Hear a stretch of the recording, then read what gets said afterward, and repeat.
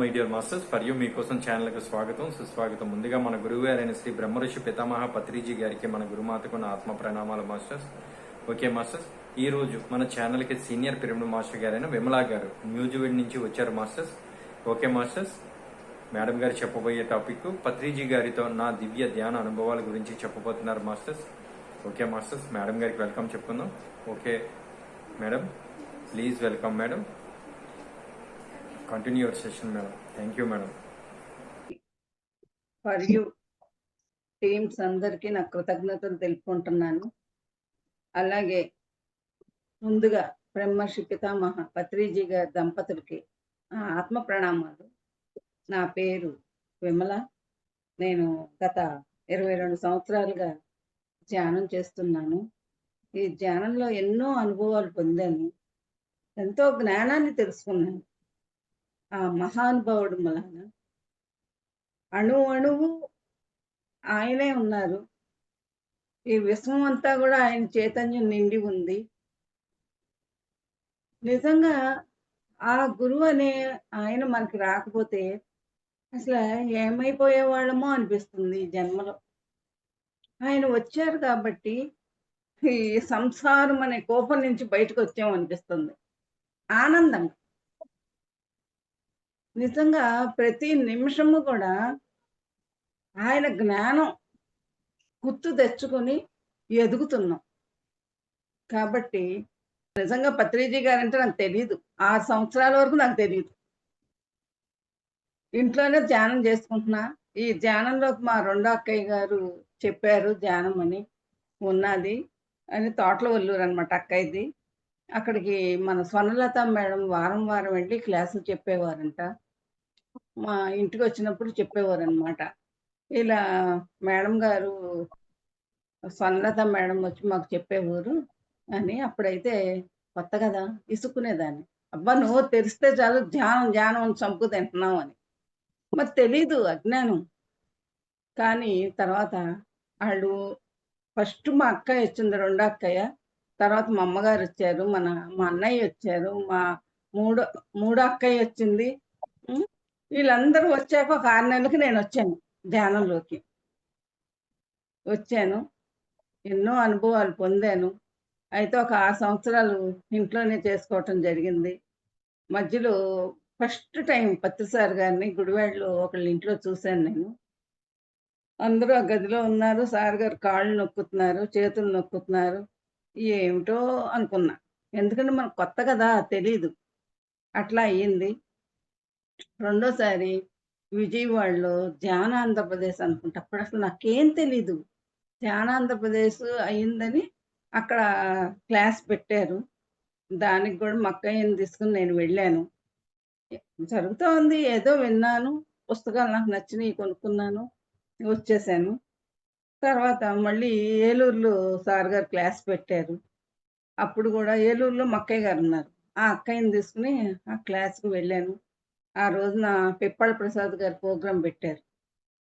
ఆ పిప్పళ ప్రసాద్ గారి ప్రోగ్రాంకి ముందు సార్ గారు వచ్చారు. అందరికీ షేక్ హ్యాండ్ ఇస్తున్నారు లైన్లో. నాకు ఇచ్చారు. కానీ నాకు ఒక చిలిపి ఆలోచన వచ్చింది. ఏంటి అసలు ఆయనంటే నాకు పరిచయం తెలీదు. కానీ నా మనసుకి ఇంకోసారి తీసుకుందాంలే, ఆయనకేం తెలుస్తుంది అని మళ్ళీ పక్క లైన్లోకి వెళ్ళా. పక్క లైన్లోకి వెళ్తే మళ్ళీ సార్ షేక్ హ్యాండ్ ఇచ్చారు. అయ్యాక పోనీ ఊరుకోవచ్చు కదా, నేను ఇంకోసారి కూడా తీసుకుందాం అని మళ్ళీ ఇంకో పక్క లైన్లోకి వెళ్ళి ఆయనకేం తెలుస్తుందిలే అనుకుని మళ్ళీ పక్క లైన్లోకి వెళ్ళా. మళ్ళీ సారు షేక్ హ్యాండ్ ఇస్తా కళ్ళలోకి చూస్తున్నారు ఇలా. నేను అప్పుడు అనుకున్నా, అమ్మో ఈయన గుర్తుపట్టేశాడో ఏంటి అనుకున్నాను. అయిపోయింది, క్లాస్ జరుగుతూ ఉంది. చక్కగా పిప్పల ప్రసాద్ గారి ప్రోగ్రాం అదే ఫస్ట్ టైం నేను వింటాం. కళ్ళు మూసుకుని ఆ ధ్యానం చేస్తుంటే నాకు తెలియకుండానే నా శరీరం కూడా డ్యాన్స్ వేసేస్తూ ఉంది ఆ పాటలకి. ఇదేంటి పని వింతగా ఉందే అనుకున్నా. ఆ ప్రోగ్రాం అలా అయిపోయింది, వచ్చేసాను. తర్వాత ఏమో ఒకసారి కర్నూలు వెళ్ళాం. కర్నూలు బుద్ధా పిరమిడ్ కదా, అక్కడికి వెళ్తే ఏమైందంటే అప్పుడు ఎలక్షన్స్ ఇంకా బిగిన అవ్వబోతున్నాయి. వెళ్ళినప్పుడు మా గుడివాడ రాజకుమారి మేడం గారు వాళ్ళతో వెళ్ళానన్నమాట నేను. వెళ్ళినప్పుడు అక్కడ ఏమైందంటే పార్టీ మీటింగ్ సంగతులు వచ్చినియి. వచ్చినప్పుడు హైదరాబాద్ నుంచి పద్మ గారని ఒక ఆవిడొచ్చింది. నన్ను ఊరినే పరిచయం చేశారు. ఈ మేడం నూజివీడుది, నూజివీడు అని. ఆ మేడం వెంటనే ఏమన్నారంటే, అయితే నూజివీడుకి ఈ మేడం నుంచోబెడతా సారు ఎమ్మెల్యే కింద పిరమిడ్ పార్టీ కన్నా. అదే నా గుండె జల్లుమంది. ఇదే నేను నుంచోవటం ఏంటి? నిజంగా నాకు చదువు రాదు. ఆరో తరగతి నేను చదువుకున్నా. మాట్లాడటం రాదు. ఏమీ రాదు. ఆయన నన్ను నుంచోబెట్టమంటారేంటి అంటే, మా మేడం ఏం చేశారు రాజకుమారి మేడం, అలాగే అలాగే సార్ గారితో చెప్తాం అని ఏం చేశారు, సార్ గారి దగ్గరికి తీసుకెళ్లారు. ఆయన ఫోన్‌లో మాట్లాడుతున్నారు. చాలా సేపు మాట్లాడుతున్నారు. మేమిద్దరం అక్కడ నుంచుని కనీసం 20 నిమిషాలైనా నుంచున్నాం. అయినా మా వంక చూడట్ల ఆయన. ఇంకా నేను ఒక 20 నిమిషాలు, పావుగంట అయ్యాక మేడం మనం వెళ్ళిపోదాం అన్నా లోపలికి. వచ్చేసాక అప్పుడు గుండె నిండా గాలి పీల్చుకొని హమ్మయ్య! మొత్తానికి సార్‌తో మాట్లాడలా. కాబట్టి నేను ఎమ్మెల్యే కింద నుంచోక్కర్లా అని ఆనందపడ్డాను. అయిపోయింది. అయిపోయాక సార్ గారు జగన్నాథ్ గట్టు ఉంది గదా! అక్కడికి సాయంత్రం ప్రయాణం అవుతుంది. అయినప్పుడు అందరం ఆయనకి చెప్తాం గదా! వెళ్ళిపోయి వీడ్కోలు చెప్తాం గదా! అటు ఇటు నుంచొని గేట్ దగ్గర వీడ్కోలు చెప్పడానికి నుంచొని క్లాప్స్ కొడుతున్నాం. సారు మా దగ్గరకొచ్చి ఎళ్తన్నారు. అంతలో ఒక మేడం ఏం చేశారంటే, సార్ ఈ మేడంని నూజివీడు దానికి ఎమ్మెల్యే కింద నుంచోబెడుతున్నాం అని చెప్పేసిందావిడ. అంతే వెంటనే సార్ గారు ఏం చేశారు, నాకు షేక్ హ్యాండ్ ఇచ్చేసి, నా కళ్ళల్లోకి చూసి, "మేడం విజయమో వీర స్వర్గమో" అనేసి షేక్ హ్యాండ్ ఇచ్చేసి అందరితో క్లాప్స్ కొట్టేసి ఎళ్ళిపోయారు. అంతే నాకసలు అర్థం కాలా. అయోమయంగా అయిపోయాను నేను. ఇదేంటి ఇలా జరిగింది? ఆ! విజయమో వీర స్వర్గమో అంటున్నారేంటి ఈయన? అని ఒకటే లోపలేంటో తెలియని తేలికగా ఉంది శరీరం. అది ఎనర్జీ అని గూడా నాకు తెలీదు. ఇలా అదొక ఇదిగా ఉన్నా. తెలియట్లా ఆ స్థితేంటో చెప్పడం గూడా నాకు తెలీదు. అలా ఆయన కార్‌లో ఎళ్ళిపోయారు. తర్వాత మేము ఒక కార్‌లో బయలుదేరాము. బయలుదేరినప్పుడు కార్‌లో కూర్చున్నామే గానీ, లోపలేంటో తెలియని ఆందోళన అంటే ఆందోళన కనిపించట్ల. ఏంటోగా ఉంటాంది. ఇది నేను నుంచోవటం ఏంటి? ఇంకా చదువు రాదు. ఈళ్ళేంటి ఇలా చేశారు నన్ను. ఒకటే లోపల ఒక బెంగో, భయమో తెలియని స్థితిలో ఉండిపోయా నేను. ఉండిపోతే మా పక్కన మా అక్కయ్యని తీసుకెళ్ళా. ఏలూరు అక్కయ్య. ఆ అక్కయ్య, "అక్కయ్య ఇదేంటే బాబు నిన్ను నుంచోమంటున్నారేంటి? నీకేం తెలుసని?" అని ఆవిడంటా ఉంది. "ఏమోనక్క నాకు తెలియట్ల కంగారుగా ఉంది" అన్నా. అలా మేమేం చేసామంటే అక్కడికెళ్ళిపోయాం. హ్మ్. జగన్నాథ్ గట్టు దగ్గరికి ఎళ్ళిపోయాం. ఆ రాత్రయింది. ఆ రాత్రయితే క్లాస్ జరుగుతా ఉంది. క్లాస్ జరిగినప్పుడు ఇక్కడేమైందంటే మా వారన్నారు, "అక్కడ పిరమిడ్ కడదాం అంటున్నారిక్కడ. వచ్చేసారా పిరమిడ్ కట్టాలని ప్రపోజ్ పెట్టారు." అప్పుడు ఈయనన్నారు, "అక్కడ డొనేషన్ ఏమన్నా ఇస్తావా?" అన్నారు. అంటే, "ఆ! ఇస్తానన్నా." "ఎంతిస్తావు?" అన్నారు. ఒక 50,000 ఇస్తామంటే, "అమ్మో! 50,000 అన్నా. పోనీ 30 ఇస్తామన్నా." "ఆహా! 30 అన్నా. 20 ఇస్తామన్నారు." "ఆహా! ఇవ్వనన్నా." ఆఖరికి 10,000 ఇస్తావన్నా. ఇస్తా" అన్నా. సర్లేని 10,000 నాకిచ్చి అసలు మాకు తెలీదు గదా! ఏమి. ఆయన ఏమన్నారంటే, "ఒక్కసారి చేతికే ఇవ్వు. ఇంకెవ్వరికీ ఇవ్వమాకని" చెప్పారు. సర్లే అన్నా. అని సరే అలా ధ్యానం అయిపోయింది ఆ రాత్రి పూట. క్లాస్ అయిపోయి అందరూ లెగిసి ఎళ్ళిపోతున్నారు. మరి నేను గబగబా సార్ చేతికే ఇమ్మన్నారుగా ఆయన. ఆ 10,000 తీసుకొని గబగబా సార్ దగ్గరికెళ్ళి, "సార్ ఇదిగోండి డొనేషన్" అన్నా. అంతే నా వంక పైకి కిందకి చూసారు. చూసి ఎళ్ళిపోతున్నారు. ఆ పక్కనున్న సీనియర్ మాస్టర్స్ ఉంటారు కదా! వాళ్ళ పేర్లు కూడా నాకు తెలీదు. వెంటనే ఆయనన్నారు, "అమ్మ సార్ తీసుకోరు. మీరు ఆఫీస్‌లో కట్టండి" అన్నారు. ఓకే అన్నా. అది అయిపోయింది. అయిపోయింది. ఆ రాత్రి అయిపోయింది. తెల్లారేమో అందరం టిఫిన్‌లు చేసాము. సారేమో ఎళ్ళిపోయారు. అక్కడ ఏమైందంటే ఆహ్, మారం శివప్రసాద్ గారు ఏమన్నారంటే, "అమ్మ సార్ గారు చాలా సంవత్సరాలకి" ఆళ్ళ ఊరనమాట ఆత్మకూరు అనుకుంటా. అక్కడికి వస్తారు సాయంత్రం మీటింగుంది. మీరందరూ అక్కడికి రండి అని చెప్పారు. సర్లే అన్నా. అంతకుముందు ఏమైందంటే కర్నూలులో హ్మ్. పిరమిడ్ పార్టీ వాళ్ళది ర్యాలీ పెట్టారు. ఆ ర్యాలీలో అందరం వెళ్తున్నాం. నాకు పెద్ద నడకంటే ఇష్టపడను. కాళ్ళు నొప్పులు, బాగా ఎండగా ఉంది అని అనుకుంటా కొంత దూరం నడిచాము. కొంత దూరం నడవంగానే ఏం చేశా, నేను వ్యాన్ ఎక్కేసా. నేను, మా అక్కయ్య వ్యాన్ ఎక్కేసాం. ఎక్కేసి లోపల లోపల ఒకటే నాకు నేనే మురిసిపోతున్నా. ఆహా! నేను నడవకుండా భలే వ్యాన్ ఎక్కేసాను. తప్పించుకున్నాను నడక అని అనుకుని ఆనందపడుతున్నా. అయిపోయాక పలానా ప్లేస్‌కెళ్ళిపోతాం గదా! మీటింగ్ ప్లేస్ దగ్గరికి. అక్కడికి వెళ్ళాము. మేము వ్యాన్‌లో వెళ్ళాం కాబట్టి ముందెళ్ళిపోయాం. వెళ్ళిపోయి చక్కగా కూర్చున్నాం కుర్చీలో. తర్వాత మేము వెళ్ళాక ఒక పావుగంటకో, అరగంటకో పత్తిసారొచ్చారు. అసలు పత్తిసారి ఎలా వచ్చారంటే, ఆయన మొహం గడ్డలాగా ఎర్రగా అయిపోయి, తలంతా చెమటలు కారిపోతున్నాయి. అసలా ఏంటో నాకు తెలియకుండా నాకు ఏడుపొచ్చేసింది. అమ్మో! సార్ గారి కళ్ళంటండి కళ్ళు ఎలా ఎర్రగా అయిపోయినియి, శరీరం మొహమంతా కందిపోయింది. తలంతా చెమటలు కారుతున్నాయి. అసలా అప్పుడేంటో నాకు తెలియని జ్ఞానోదయం అయింది. మన కోసం ఆయన ఎండలో పడి అలా నడిచి వస్తే, నేను ఎంత తెలివి తక్కువగా కారెక్కి మరీ వచ్చి, పైగా నేను ఆనందపడుతున్నానా? ఏమని? అబ్బా! నేను హాయిగా వచ్చేసాను అని ఆనందపడుతున్నానా? ఎంత అజ్ఞానంలో ఉన్నాను. నా తండ్రి అలా ఎండలో వచ్చారని ఎందుకో నాకు తెలీదు మేడం. దుఃఖం వచ్చేసి ఏడ్చేసా నేను. ఇంత ఇంత శ్రమ పడుతున్నాడు ఆయన అనేది నాకేంటో అలా అనిపిచ్చింది. అనిపిచ్చి ఏడ్చేసాను. తర్వాత క్లాస్ అయిపోయింది. వచ్చేసాము. అదే తర్వాత జరిగింది చెప్పా గదా! అదయిపోయాక అయింది. ఆ తెల్లారి మేము ఆత్మకూరు ఎళ్ళాలి. మారం శివప్రసాద్ గారు రాజకుమారి మేడమ్‌తో చెప్పారు. అమ్మ మీ టీమ్ అందరూ గూడా సాయంత్రం రండి. వచ్చి అందరూ సార్ గారిది అయ్యాక మా ఇంటికొచ్చి భోంచేసి వెళ్ళండి అని చెప్పారు. మేడం సరేనన్నారు. సరే మేము వెళ్ళేప్పటికి మీటింగ్ గూడా అయిపోయింది. లేట్ అయింది మాకు వ్యానొచ్చి తీసుకెళ్ళేప్పటికి. అయిపోయినప్పుడు ఏమైందంటే లాస్ట్‌లో ఉంది. అందరం లోపలికెళ్ళాము. లోపలికెళ్ళినప్పుడు సార్ ఏం చేశారంటే అయిపోయింది గదా! గుడివాడ నుంచి వచ్చిన మేడమ్స్ అందరూ స్టేజి మీదకి రండి అని పిలిచారు. ఆ పిలిచినప్పుడు నేనెళ్ళల. ఎందుకంటే నేనేం చేశానని నేనేం గుడివాడ కాదు కదా మాది. అలాంటప్పుడు నేనెందుకెళ్ళాడు స్టేజి మీదకి అని నేను వెళ్ళలేదు. అందరూ వెళ్ళారు. అయిపోయింది.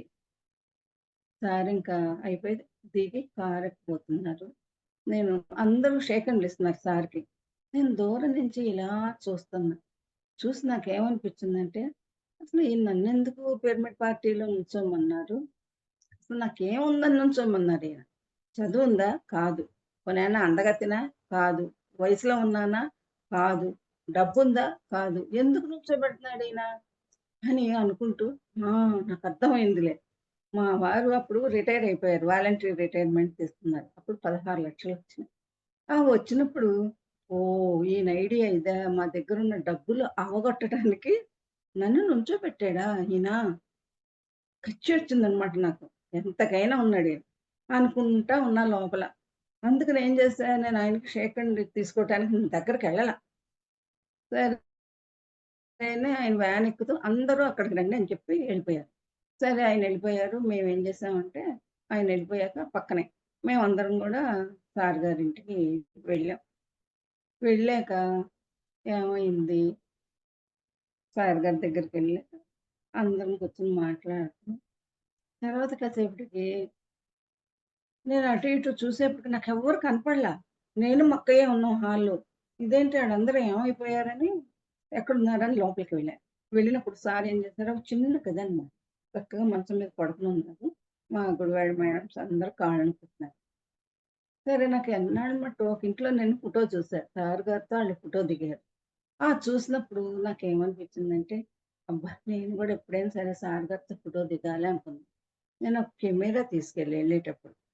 అప్పుడు సార్ గారు సార్ గారితో ఇప్పుడే ఫోటో దిగాలి. టైం బావుంది అనుకుంటూ ఇప్పుడే ఆయన పడుకొనున్నారు. నేను ఎలా లేపాలి ఆయన్ని? బాగోదు గదా! మీరు కూర్చోండి నేను ఫోటో దిగుతానంటే బాగోదు గదా! సర్లే అని ఆలోచిస్తే అక్కడ నా కోసమే అన్నట్టు ఒక కుర్చీ ఉంది. సార్ గారి మంచం పక్కనే ఉంది. ఆయన తల దగ్గర. గబగబా కుర్చీలో కూర్చొని, సరేలే ఆయన లేపితే బాగోదు గానీ, ఆయన చెయ్యి తీసుకొని ఇలా బుగ్గ మీద పెట్టుకొని ఫోటో దిగుదాం అనుకున్నా. సరే అని ఈ లోపల మానస ప్రసాద్ గారి అమ్మాయి అంట. "నువ్వు ఫోటో తీస్తావమ్మా" అంటే తీస్తానండి. సరే అని కూర్చొని చెయ్యి పట్టుకున్నా సార్ గారిది. పట్టుకుని ఇలా పెట్టుకోబోతున్నా. వెంటనే సార్ ఏం చేశారు, నా చెయ్యి పట్టుకుని గబుక్కున లాగేసుకున్నారు హృదయం మీదకి. లాక్కుంటూ ఏమన్నారంటే, "రా బయటికి" అన్నారు. ఇదేంటి రా అంటారేంటి? నేను బయటే ఉన్నా గదా! అనుకుంటున్నా. అనుకునే ఆలోచన అంత వేగంగా వస్తుంది. వెంటనే ఆయన హృదయం మీద వాలిపోయాను. కొన్ని సెకన్‌లో, ఒక నిమిషమో, 2 నిమిషాలో నాకైతే గుర్తులేదు. ఇలా కళ్ళు మూసేసుకొని కళ్ళు మూసేసుకొని ఆ హృదయం మీద కళ్ళు మూసుకొని పడుకున్నా. అంతే. అది సెకన్‌లో, ఒక నిమిషమో నాకు గుర్తులేదు. కళ్ళు తెరిచి లేచి మంచం ఎనకాల అందరూ ఉన్నారు గదా! మా వోళ్ళందరూ. ఆళ్ళందరిని ఇలా చూపిస్తున్నా. చూపించి సారేమో నా కళ్ళలోకి చూస్తున్నారు. నేను వెంటనే ఏమంటున్నానంటే, "సార్ వీళ్ళందరూ మీ పిల్లలు. కానీ నేను పసిపిల్లని. నన్ను జాగ్రత్తగా చూసుకోవాలి మీరు సార్" అని చెప్తున్నా. ఆయన అలా చూస్తానే ఉన్నారు నా కళ్ళలోకి. ఆ ఒక్క ముక్క చెప్పాను. అయిపోయింది ఆ రోజు. సారేమో ఆళ్ళెళ్ళిపోయారు. మేము మా నూరు వచ్చేసాం. ఆ కార్‌లో కూర్చున్నంత సేపు శరీరం అంతా తేలికైపోయి నేనసలు నేల మీద నడుస్తున్నట్టు లేదు. ఏంటో అర్థం కాదు. నాకు తెలీదు కదా ఏమి. ఏంటో అర్థం కాదు. తెలియని స్థితి. ఒక ఆనందం, ఒక ఆందోళన అన్నీ మిక్స్ అయిపోయినాయనమాట. అలా తెల్లారి నూజివీడొచ్చాము. నేనొచ్చేటప్పటికి మా వారు టీవీలో ప్రోగ్రామ్ ఏదో చూస్తున్నారు. నేనెలా వచ్చానంటే, పిల్లలు గనక స్కూల్ నుంచి గబగబా పరిగెత్తుకొచ్చి ప్రోగ్రెస్ కార్డులు చూపిస్తారు చూసారా? అమ్మ నాకు ఫస్ట్ ర్యాంక్ వచ్చిందని ఆనందంతో. నేను గూడా చెప్పులు గబగబా బయట విడిచేసి, నా బ్యాగ్ పక్కన పడేసేసి, మా వారు టీవీ చూస్తుంటే ఏం చేశాను నేనెళ్ళి గబగబా సెల్లులో చూపిస్తే, కెమెరాలో చూపిస్తే చిన్న బొమ్మ కనిపిస్తుంది గదా! కెమెరాలో ప్లగ్‌లు పెట్టేసి చూపిస్తే అది పెద్ద బొమ్మలాగా కనిపిస్తది. అది ఏం ఫోటో? ఆయన పట్టుకొని కూర్చున్న ఫోటో కాదు. ఆయన హృదయం మీద పడుకున్న ఫోటో. ఎంత బాగా వచ్చిందంటే, అసలు మనం కావాలని తీయించుకుంటే ఎలా ఉంటుందో పర్ఫెక్ట్‌గా తీసిందమ్మా. అంటే నేను ఇలా పడత వాలేసి ఆ అమ్మాయి ఫోటో క్లిక్ చేసింది.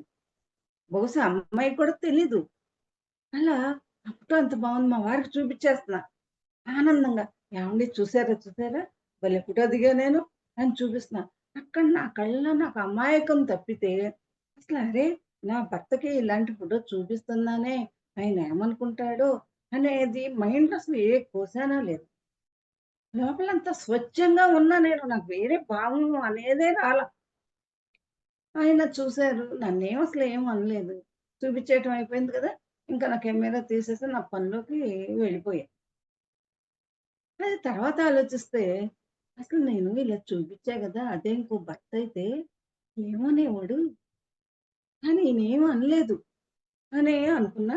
ఎందుకంటే మా వారు వాలంటరీ రిటైర్మెంట్ తీసుకొని ఆయన మొదటి నుంచి గూడా ఆర్ఎస్ఎస్‌లో ఉండేవారు. తర్వాత రామకృష్ణ సేవా సమితి మా నూజివీడులో ఉన్నది. అది ఒక రోజు మా వారు ఎళ్ళేవారు. అక్కడ సేవ చేసేవారు. భక్తి పరంగా ఆరాత్రికం జరిగేది. అన్ని రోజు ప్రసాదం చేసి పెట్టేదాన్ని. తీసుకెళ్ళేవారాయన. అట్లా ఆయనకు బాగా సేవ అంటే ఇష్టం. అలా ఎళ్ళేవారు. అలా ఆయనదంతా అలా కాబట్టి ఒక మాస్టర్‌గా ఆయన ఏమనుకున్నారో ఏమో తెలీదు. అలా జరిగేది. అదయిపోయాక నాకు ఒకసారి 2004 అనుకుంటా. 4లో ఎలక్షన్స్ జరిగినియి. అయితే అప్పటికి నాకు తెలీదేమి. ధ్యానం అయితే ఇంట్లో చేసుకుంటున్నాను. అప్పుడేమైందంటే మాకు తెలిసిన అమ్మాయి చుట్టాలావిడ ఒకావిడ. ఆవిడ ఫోను జేసి, "విమల ఈ ఎలక్షన్‌లో నువ్వు నుంచుంటావా పిరమిడ్ పార్టీ తరఫున? మా తమ్ముడు వాళ్ళు మెడిటేషనే మా తమ్ముడు అడిగాడు. నువ్వు మీ ఊళ్ళో ఎవరైనా ఉన్నారా ధ్యానం చేసేవాళ్ళు? కాబట్టి ఆళ్ళని నుంచోబెడదాం" అనంటే విమల అని నాకు ఫ్రెండే. తను అడుగుతానని ఫోను జేసింది. నేను నుంచోటం ఏంటి? నా మొహం లేదు నేను నుంచోను సుభాషిణి. సారీ అని చెప్పేసి అయిపోయింది. అదయిపోయాక మళ్ళీ మనకు 2009లో ఎలక్షన్స్ వచ్చినియి. వచ్చినప్పుడు నేను చెప్పాను గదా! ఆ సంఘటన జరిగింది. అసలా నాకంతకు ముందు నుంచి ఏమవుతా ఉందంటే, నువ్వే నుంచుంటావు అని లోపల వస్తా ఉంది. నేను నుంచోటం ఏంటి అనుకున్నా. అంతకుముందు ఏమైంది, ఈ సంఘటన జరగకముందు ఏమైంది, విజయవాడలో మీటింగ్ పెట్టారు. సార్ గారు పార్టీ మీటింగ్. అసలు ఆ పార్టీ మీటింగ్ అని కూడా నాకు తెలీదు. సార్ వస్తున్నారు కాబట్టి వెళ్ళాలి అనుకుని మా అక్కయ్యోళ్ళందరికి ఫోన్ చేసి నేను అందరం విజయవాడ ఎళ్లి మీటింగ్‌కెళ్ళాం. ఆ మీటింగ్‌కెళ్ళినప్పుడు లోపల కూడా నువ్వు నుంచుంటావు అని వస్తుంది. అయినా నేను సార్ గారు చెప్తున్నారు. అన్నీ చెప్పి ఆయన అంటున్నారు, "ఇప్పటికైనా తొందర ఏమి లేదు. మీరెవరైనా నుంచోవాలనుకుంటే ఇక్కడికొచ్చి చెప్పొచ్చు" అని అంటున్నారు. లోపల "వెళ్లి చెప్పు, వెళ్లి చెప్పు" అని వస్తుంది. ఇంకా నయం నేను చెప్పడం ఏంటి అని నొక్కేసా ఆత్మని. అది ఆత్మని కూడా నాకు తెలీదు. ఆ మనసుని నొక్కేసాను. అక్కడికి అది అయిపోయింది. ఆఖరికి పిరమిడ్ పార్టీ తరఫున నుంచున్నా. ఆ రాత్రి పూట చెప్పండి. జగన్నాథ్ గట్టు మీద కూర్చుని నా మనసులో నిద్ర రావట్లేమ్మా నాకు. లోపలేమో తెలియని ఆందోళన. మా మేడంని అడిగా. మేడం మీరు నుంచోమన్నారు గానీ, నేను నుంచోనట్లా అక్కడప్పుడు కూడా. మరి మా వారు ఒప్పుకోవాలి గదా! అని మా వారిక్కడ లేరు కదా మేడం. మీ వారున్నప్పుడు సారుండరు. సారున్నప్పుడు మీ వారుండరు. ఏం పర్వాలేదు మేడం. మీరు ఒప్పేసుకోండి అని చెప్పాను. కూర్చుంటే లోపల ఏంటో తెలియని దిగులుగా ఉంది. వెంటనే ఏం చేశానంటే, మేము పడుకున్న చోట నుంచి బయటకొచ్చి ఒక రాయి మీద కూర్చొని, మా వారికి ఫోన్ చేశాను. ఏవండి ఇక్కడేంటో నన్ను పిరమిడ్ పార్టీ తరఫున ఎమ్మెల్యే కింద నిల్చోమంటున్నారు. నాకేమో భయమేస్తా ఉంది. ఏం చేయమంటారు అన్నా. ఓసి నుంచోమన్నారా? గురువుగారు ఎంత అదృష్టవంతురాలివే. నుంచో అని చెప్పారు. నువ్వేమి కంగారు పడమాకు. ఓట్లు రావని బెంగ పడమాకు. నా ఓటు, నీ ఓటు గ్యారంటీని అని చెప్పేసారు. నువ్వు హాయిగా పడుకో అనని మళ్ళీ నేను భయపడుతున్నానని, నువ్వేమన్నా సంతకం చేశావా పేపర్ మీద అని అడిగారు. చేయలేదండి అని. చేయలేదు కదా! నీకిష్టమైతే ఉందువు గాని. లేపోతే వద్దులే. పడుకో హాయిగా. నువ్వు ధ్యానం చేసుకొని పడుకో అని బుజ్జగించి చెప్పారు. అప్పుడు నా మనసంతా తేలికైంది. హమ్మయ్య! నేనేం సంతకం చేయలేదు కాబట్టి, నేను నుంచోను గాక నుంచోను. నా లోపల గట్టిగా తీర్మానించేసుకొని పడుకున్నా. అయిపోయింది. అదయిపోయింది. ఇంటికొచ్చేసాము. హమ్మయ్య! అని గాలి పీల్చుకున్నా. ఓ 15 రోజులకో ఏమో సరిగ్గా నాకు గుర్తులేదు. మళ్ళీ రాజకుమారి మేడం ఫోన్ చేశారు. మేడం విజయవాడ వస్తున్నారు సార్ గారు. ఎవరైతే ఏ జిల్లాలకి, ఏ ఊళ్ళకి నుంచున్నారో వాళ్ళందరిని రమ్మన్నారు అని ఫోన్ చేశారు. మళ్ళీ నా గుండెల్లో రాయి పడిపోయింది. వామ్మో! ఇదేంటి నేను ఇప్పుడెళ్ళాలా ఏంటి అనుకుని, మేడం నేను రావాలంటే, రావాలి మేడం రండి ఏమైంది ఒక్కసారి రండి అంది. హ్మ్. మీరు మీ వారు ఇద్దరు రండన్నారు. అప్పుడు ఏమైందంటే రామకృష్ణ వారి పుట్టినరోజు. మా వారు అంటే చాలా ప్రాణం, చాలా భక్తి. రమ్మంటే ఆయన ఏమన్నారంటే, "ఏంటి నేను రావాలా? నేను రాను. నాకు చాలా పనుంది" అన్నారు. "కాదండి ఒకసారి రండి" అన్నా. "సరేలే ఈ ఒక్కసారి వస్తాను" అన్నారు. నా మనసులో ఏమనిపించిందంటే, సరే ఈ ఒక్కసారి రండి తర్వాత ఆయనే చూసుకుంటాడులే అని లోపల అనిపించింది. అసల చూసుకోవటం ఏంటో నాకు తెలీదు. అలా ఎందుకనిపించిందో నాకు తెలీదు. సరే వస్తున్నారుగా అని బతిమిలాడితే, సరే వస్తాను. ఈ ఒక్కసారే వస్తానన్నా. సరే ఒక్కసారే రమ్మన్నారు. సరే వెళ్ళాం విజయవాడ. రాఘవరావు గారితో పార్టీ మీటింగ్. ఎవరెవరు నుంచున్నారో ఏంటో ఆయనకు చూడాలి గదా! ఆయన నుంచుని ఒక్కొక్కళ్ళు పరిచయం చేసుకోవటం. ఏమని? మాది పలానా ఊరు. నా పేరు ఇది. ఈ 2 ముక్కలే చెప్పాలి. స్పీకర్ ఇస్తారు చెప్పాలి. ఆ 2 ముక్కలకి నా గుండె ఇక్కడ దడదడలాడిపోతా ఉంది. అమ్మో! నేను చెప్పాలని. అసలు నాకన్నా పల్లెటూరోళ్ళు చెబుతున్నారు. అందరూ చక్కగా పేరు, ఊరు చెప్పేస్తున్నారు. నాకు అసలు నేను చెప్పలేనండి. మీరు నమ్మరు. నా గుండె గొంతుకులోకొచ్చేసిందేమో అంత దడొచ్చేస్తా ఉంది నాకు. ఒక్కొక్కళ్ళకి సారి స్పీకర్ ఇచ్చి చెప్పమంటున్నారు. ఇంకంతే నా పక్కనోళ్ళ దగ్గరికొచ్చింది స్పీకరు. నా దగ్గరికొచ్చేస్తా ఉందని భయమేసిపోతాంది. వెంటనే ఏం చేశారు సార్ నాకివ్వకుండా నా పక్కనోళ్ళకిచ్చారు. చూడండి ఆయన అలా ఇచ్చారు. ఇప్పటికి గూడా అసలు ఆయన గురించి నాకేం తెలీదు.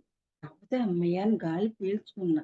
తర్వాత అర్థమైంది. ఒక గురువు అనేవాడు ఎంత ఇదిగా గమనించి మనని చూస్తారో అనేది అర్థమైంది. ధన్యవాదాలు చెప్పుకున్నా. అయిపోయింది. అయన్నీ పేపర్స్ అన్నీ ఇచ్చారు. అయన్నీ అయ్యో పూర్తి చేయాలంటే మరి అయన్నీ నాకు రాదు గదా! మా వారు కూర్చొని బోసేపు అయన్నీ పూర్తి చేశారు. మళ్ళీ ఆళ్ళెయ్యో జెండాలిచ్చారు, పాంప్లెట్‌లిచ్చారు. ఇయన్నీ ఇచ్చి ఆ సాయంత్రమే గుడివాడలో సార్ గారి మీటింగ్. నాకు తెలీదు ఎప్పుడు నేను సార్ గారి దగ్గరికెళ్ళిపోదామా, మళ్ళీ సార్ గారిని కలుసుకోవాలనే లోపల తపన. అలా అయ్యేప్పటికి ఏవండీ, ఏవండీ నేను గుడివాడ ఎళ్తానండి అన్నా. ఆయన ఏమంటారు అలాగేలే అన్నారు. అయినా ఒక్కదాన్నేనే ఎళ్ళిపోదాం అనుకున్నా. అలా అనిపిస్తా ఉంది లోపల. అంతలోకి గుడివాడ ఒకాయన ఉన్నారు. నేను కూడా గుడివాడేనమ్మా ఎళ్ళేది. నేను కూడా సార్ గారి మీటింగ్‌కెళ్తున్నాను. మిమ్మల్ని తీసుకెళ్తాను రండి అన్నారు. సర్లేని మా వారిని వదిలేసి నేను గుడివాడ ఎళ్ళిపోయా ఆయనతో పాటు. మా వారు ఆ జెండాలు, ఆ కాగితాలు అన్నీ యేసుకొని పాపం నూజివీడొచ్చారు. చూడండి ఎంత కథ జరుగుతుందో. సరే గుడివాడ ఎళ్ళిపోయాం. సార్ గారి మీటింగ్ వినటం అయింది. సార్ గారి తొడ మీద ఇలా పడుకున్నాను. ఆయనేమో స్టేకండ్ ఇచ్చారు. అన్నీ అయిపోయినియి. వచ్చేసాం. వచ్చేసాక ఒకరోజు రాఘవరావు గారి దగ్గరికెళ్ళాం. నేను మా వారెళ్ళాం. ఆయనన్నారు, "ఏవండీ మీరు నుంచోటం ఏంటి? ఇదేంటి?" అంటే, "ఏం పర్వాలేదు. చక్కగా ఒక వర్క్‌షాప్ లాంటిది పెట్టండి. పిరమిడ్ లేదు కదా! ముందు వర్క్‌షాప్ ఓపెన్ చేయండి" అంటే పైన ఓ గది దాంట్లో పిరమిడ్స్ అన్నీ కట్టి, బుక్స్ అన్నీ పెట్టి ఒక వర్క్‌షాప్ లాగా పెట్టాం.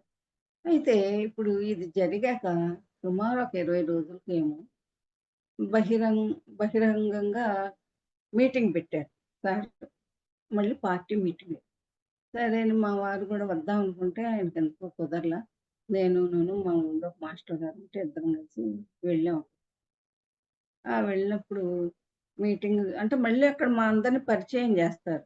సార్ గారు స్టేజ్ మీద పక్కన కూర్చోబెట్టుకున్నారు అందరిని.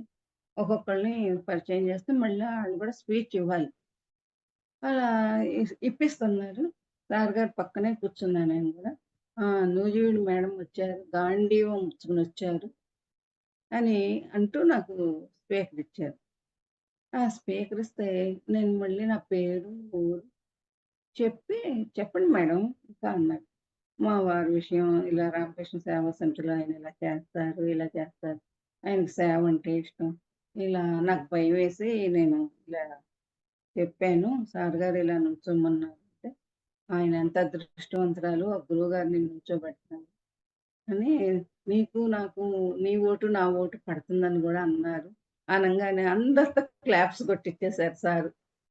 మరి ఆ స్వామీజీ ఎంత గొప్ప ఆయన, ఎంత చక్కగా చెప్పారని మళ్ళీ, మళ్ళీ క్లాప్స్ కొట్టిచ్చారు. మళ్ళీ సరే కాసేపు చెప్పి ఆపంగానే, "ఇంకా చెప్పండి మేడం, ఇంకా చెప్పండి" అంటే కనీసం 15 నిమిషాలైనా మాట్లాడానేమో నాకు గుర్తులేదు. అంటే మరి ఆ రోజున పేరు చెప్పటానికి చెప్పలేని దాన్ని, మరి ఈ రోజున పావుగంట సేపు ఎలా మాట్లాడానో నాకు తెలీదు. తర్వాత అర్థమైంది. నేను కాదు మాట్లాడింది. ఆయన మాట్లాడిచ్చాడు. అంతటి మహానుభావుడు. ఎందుకంటే మనకు ఒక్కసారిగా ఆయన అర్థం కాడు. ఎప్పుడైతే అంతసేపు చెప్పడం అయిపోయింది. ఎవరికాళ్ళు వచ్చేసాము. వచ్చేసాక ఏమైందంటే, మా పెదనాన్నగారు కమ్యూనిస్ట్ పార్టీ. ఆయన కమ్యూనిస్ట్ పార్టీ అయితే ఒక రోజున ఇలా కూర్చునుంటే, ఎక్కడ చూసినా మా పెదనాన్నగారు కనిపిస్తున్నారు. నవ్వుతూ కనిపిస్తున్నారాయన చక్కగా. ఇదేంటి వాళ్ళు మా పెదనాన్నగారు కనిపిస్తున్నారు, నవ్వుతూ కనిపిస్తున్నారు ఏంటి అనుకున్నా. అనుకుంటే పక్కన ఇలా చాలా సేపయ్యాక పక్కన పత్తిసారు కనిపిచ్చారు. అప్పుడనుకున్నా, మా పత్తిసారు గారే మా పెదనాన్నగారిని చూపిచ్చారన్నమాట అని ఆనందపడ్డా. ఎందుకు కనిపిస్తున్నారు పెదనాన్నగారు అని అంటే అప్పుడు చెప్పారు. నువ్వు ఇప్పుడు నేను నుంచున్నాను. ఈరోజు నువ్వు చక్కగా పిరమిడ్ పార్టీ తరఫున నువ్వు నుంచుంటున్నావు. నాకు ఆనందం వేసింది. అందుకు నేను ఆనందపడుతున్నానని చెప్పారనమాట. చాలా ఆనందం వేసింది. ఒక గురువనేది తలుచుకుంటే ఏదైనా చేయగలుగుతాడు అనేది నెమ్మది నెమ్మదిగా అర్థమైంది. అప్పటికి కూడా నాకు సాంతం ఏమీ తెలీదు. కాపోతే నేను అనుకునేదాన్ని, ఇదేంటి నేను నుంచోటం ఏంటి అక్కడికి మనసులో నేను నుంచోను సార్. Please sir. కావాలంటే నేను ప్రచారం చేస్తాను సార్. నేను నుంచోను సార్ అని ఎప్పుడూ అనుకుంటూనే ఉండేదాన్ని. అయినా సరే సార్ వినేవారు కాదు. అటు మొహం తిప్పుకొని వెళ్ళిపోయేవారు ఆస్ట్రల్‌గా. ఇదేంటనుకుంటే నెమ్మది నెమ్మదిగా నాకర్థమైంది. అంటే పైన పత్తిసారి గారికి ఇక్కడ మనం ఏ వర్క్ అయితే చేస్తామని మాట ఇచ్చామో, ఆ వర్క్ ఆయన మనకు గుర్తు చేస్తారు అనేది నాకర్థమైంది. అంతేగాని నేను పిరమిడ్ పార్టీ తరఫున నుంచుంటాను అంటే, "నువ్వు ర్యాలీలు చెయ్యి" అని అనరాయన. ఎవరు ఏ పని ర్యాలీలు చేస్తానని వచ్చేవాళ్ళకి ర్యాలీలు, పిరమిడ్లు కడతానని వచ్చేవాళ్ళకి పిరమిడ్లు, ఆ! క్లాసులు చెప్పడానికి వచ్చేవాళ్ళు క్లాసులు. ఇలా రకరకాల ఎవరైతే పైన నిర్ణయం తీసుకొని భూమి మీదకొచ్చారో, వాళ్ళకి గుర్తు చేసి "నువ్వు ఈ పని చెయ్యి" అంటారనేది నాకు నెమ్మదిగా జ్ఞానంతో తెలుసుకున్నాను. అట్లా అప్పుడు నాకు అర్థమైంది. ఓహో! అందుకనే ప్రతిసారి నన్ను నుంచోమన్నారు. అంతేగాని డబ్బుకి, చదువుకి, వయసుకి ఏ సంబంధం లేదు అని అనుకున్నా. అయితే హ్మ్. మాకు ఎన్ని గ్రామాలో ఉన్నాయి. 110 గ్రామాలో ఎన్నో ఉన్నాయి మాకు. అయితే 96 గ్రామాలు మాత్రం తిరిగాం మేము. నేను, మా వారు, ఇంకో ఇద్దరిని తీసుకొని ఆటో మాట్లాడుకున్నాం. ఆ ఆటోలో ప్రచారం. ప్రతి ఇంటికి ఇమ్మన్నారుగా ప్రతిసారి. ఓటేయొద్దని ఎవరికీ చెప్పొద్దు. ఓటేయమని అడగమాకండి. పాంప్లెట్ ఇచ్చి జీవహింస మహాపాపం అని చెప్పండి. ఓటేసే ముందు ఆలోచించుకొని మంచి వాళ్ళకి వెయ్యండి అని చెప్పమన్నారు. అంతే.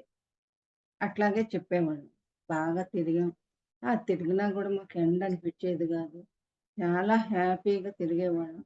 రోజు పొద్దున్నే ఒక హాట్ ప్యాక్ నిండా టిఫిన్ పెట్టేసి చక్కగా మంచినీళ్ళు అయి తీసుకెళ్ళేవాళ్ళం. ఎక్కడో ఒక చెట్టు నీడన హ్యాపీగా ఒక పొలం దగ్గరో ఎక్కడో కూర్చొని తిని, మళ్ళీ ప్రచారం చేసి, మధ్యాహ్నం ఇంటికొచ్చేసి భోంచేసి, మళ్ళీ కొంచెం ఒక గంట రెస్ట్ తీసుకొని, మళ్ళీ ఏం చేసేవాళ్ళం మజ్జిగ. ఒక 2, 3 బాటిల్స్‌లో మజ్జిగ పెట్టుకొని, మళ్ళీ వెళ్ళేవాళ్ళం ప్రచారానికి. అలా 96 గ్రామాలు చేశాం. అయిపోయాక మేము గురు పౌర్ణానికి, బుద్ధ పౌర్ణానికి బెంగుళూరెళ్ళాం. సార్ గారిని కూడా కలుసుకున్నాం. ఆయన కూడా ఎన్నో విషయాలు చెప్పారు. అయితే అక్కడ ఉండంగా ఈ పార్టీ రిజల్ట్స్ వచ్చినాయి. 936 ఓట్లొచ్చినాయి. ఇంత అంత అనేది కాదు. మన ప్రచారమే మనకు లెక్క. గెలిసామా, ఓడామా అని కాదు. ప్రతిసారి ఫస్ట్ టైమ్ చెప్పారు గుర్తుందా? విజయము వీర స్వర్గము అన్నారు. అసలు నాకు అయోమయం అయిపోయింది. ఏంటి ఈయన ఇలా అంటున్నాడు? విజయమా రాదని నాకు తెలుసు. ఎందుకంటే నేను నుంచుంటే నన్నెవరు గెలిపిస్తారు నా పొంద. కదా! మరి వీర స్వర్గం అంటే నేను చచ్చిపోతానా?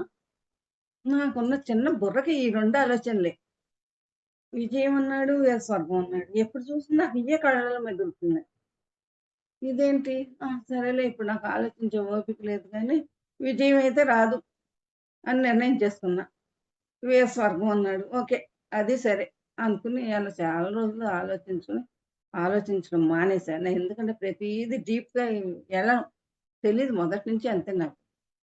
తెలుస్తుందా లేదా? 2 నిమిషాలు ఆలోచిస్తా. తెలీదు వదిలేస్తా. అంతేగాని పట్టుదల ఉండదు నాకు తెలుసుకోవాలని. అలాంటి దాన్ని. అలా అయిపోయింది. అలా అయిపోయాక సార్ గారు ఆ రోజున హృదయం మీద పడుకోబెట్టుకున్నారు అంటే ఎందుకనేది తెలీదు. ఆ ఫోటో ఎలా ఉందంటే హ్మ్. ఇలా ఈ ఈ చేతులు ఇలా పెట్టి, ఈ చెయ్యి ఇలా ఉంది. అది సీనియర్ మాస్టర్స్ చూసి చెప్పారు. "మేడం మీ బ్రహ్మరంధ్రం క్లీన్ చేశారు." అది నాకు తెలీదు. ఆ బ్రహ్మరంధ్రం ఎప్పుడైతే క్లీన్ చేశారో నాకు ఫుల్ ఎనర్జీ. అప్పుడు నాకు ఏమర్థమైందంటే, గత జన్మలో నేను ఎంతవరకు ఎదిగానో అక్కడి నుంచి నాకు తెలుస్తా ఉంది. ఎందుకంటే ఎటు చూసినా నాకు పాజిటివ్ తప్పితే నెగెటివ్ కనిపించట్ల. అసలా మా వారన్నా ప్రేమ గాని ఏమీ లేదు. మా మనవరాళ్ళన్నా అసలు దేని మీద నాకు లేదు. ఈ భూమి మీదకి ఎందుకొచ్చానో ఏంటో తెలీదు. తెలియని దుఃఖం. ఒకటే దుఃఖం నాకు. మా వారు బయటికెళ్ళటం నేను పత్తిసారి గారి ఫోటో దగ్గర అలా నుంచుని కళ్ళంట నీళ్ళు కారిపోయాయి. ఏడుపొచ్చేది. ఏం ఏడ్చేదాన్ని? "నువ్వు నన్నొదిలి ఎళ్ళమాకు, నన్నొదిలి ఎళ్ళమాకు" అని ఏడ్చేదాన్ని. ఎందుకో తెలీదు. నేను కూర్చొని అనుకునేదాన్ని, అవును నన్నొదిలి ఎళ్ళొద్దంటున్నాను. ఆయనేమన్నా నా దగ్గరున్నాడా? లేదే. పోనీ నాతోన్నా ఫోన్‌లో మాట్లాడుతున్నారా? లేదే. మరి నన్ను ఎళ్ళొద్దంటానేంటి నేను? అసలెక్కడున్నాడాయన? వదిలెళ్ళొద్దంటానికి అని అర్థం కాని ప్రశ్న. ఎందుకేడుస్తున్నా తెలీదు. కానీ ఏడ్చేదాన్ని. అలా ఏడ్చి, ఏడ్చి కొన్నేళ్ళకి నాకు సమాధానం దొరకలా. ఆ ఏడుపుకి అర్థం ఏంటో తెలీలా. ఆ కొన్నేళ్ళకి ఏం దొరికింది అంటే, నేను ఈ భూమి మీదకొచ్చా. ఈ భూమి మీదకి రావటం నాకిష్టం లేదు. నేను రానన్నా ప్రతిసారి రమ్మంటే. నేను ఒక శంబలాలో ఉన్నానంట. అది నాకు తెలీదు. మా ఇంటికి ఒక మాస్టర్ గారొస్తారు. ఆ మాస్టర్ గారికి నేను చెప్తా, రామకృష్ణ గారొస్తారండి. ఆయనేం సందేశం ఇస్తారో చూడండి. నేను చెప్తే ఖచ్చితంగా ఎవరైతే చెప్తే ఆ మాస్టర్ గారే ధ్యానంలో కూర్చోంగానే వస్తారు. ఆయన సందేశం ఇచ్చి ఎళ్ళిపోతారు. ఆ రోజున రామకృష్ణ గారిని వస్తారు అడగండని. అప్పుడు ఏమైంది, సార్ గారు సరే చెప్ సార్ గారికి అప్పుడు చెప్పారు. నేను శంబలాలో ఉన్నానంట. సార్ గారు భూమి మీదకొచ్చేటప్పుడు అక్కడికొచ్చి ఆ గురువుల్ని అడిగారంట. నాకొక ఎదిగిన ఆత్మ కావాలి. అడిగినప్పుడు చూపిచ్చారంట. అప్పుడు నన్ను సెలెక్ట్ చేసుకున్నారంట సార్. సెలెక్ట్ చేసుకున్నప్పుడు నన్ను తీసుకొస్తానంటే నేను రానన్నా. అంతవరకు ఆయన చెప్పారు. తర్వాత నా జ్ఞానాన్ని నాకు తెలిసింది. నేను భూమి మీదకి రాను సార్. నువ్వు రావాలి అనంటే, కాదు సార్ నేను రాను అంటే, నువ్వు రా. నువ్వేమి చెయ్యక్కర్లా. నువ్వొస్తే చాలు. నీ సంగతంతా నేను చూసుకుంటా అని చెప్పారు. ఒకవైపు మా వారు, ఒకవైపు గురువుగారు. వీళ్ళిద్దరే నాకు కుడి భుజం, ఎడమ భుజం. వీళ్ళిద్దరే నా ఒంటి మీద ఈగ గూడా పడనీయకుండా చూసుకున్నారు మేడం. ఈ రోజు వరకు అంతే. అట్లా ఒప్పించి నన్ను తీసుకొచ్చారు భూమి మీద. మరి భూమి మీదకి తీసుకొచ్చారు గదా! నేను బానే ఉన్నాను. మరి ఎందుకు ఏడ్చా నేను? నువ్వు వదలొద్దు, వెళ్ళిపోవద్దు, వెళ్ళిపోవద్దని ఏం ఏడ్చేదాన్నో, ఎన్నాళ్ళు ఏడ్చానో నేను చెప్పలేను. ఎందుకంటే అప్పుడు అర్థమైంది. ఆయన బ్రహ్మరంధ్రం ఎప్పుడైతే క్లీన్ చేశారో, అప్పుడు నాకు ఆ గత జన్మ స్మృతి తెలిసింది కదా! తెలిసినప్పుడు నాకేంటి భూమి మీద నాకెవ్వరు లేరు. నేను తట్టుకోలేకపోతున్నా ఈ భూమి మీద నేనుండటం. నాకు తెలిసినాయనెవరు? పత్తి సార్ ఒక్కరే. అందుకని పత్తి సార్‌ని వదలలేననమాట. వీళ్ళందరూ నా భర్త, పిల్లలు వీళ్ళందరూ నా వాళ్ళు కాదు. వీళ్ళు నాకు అక్కర్లా. నాకు కావాల్సిందేమో పత్తి సార్. అని తపంతో ఏడుపనమాట.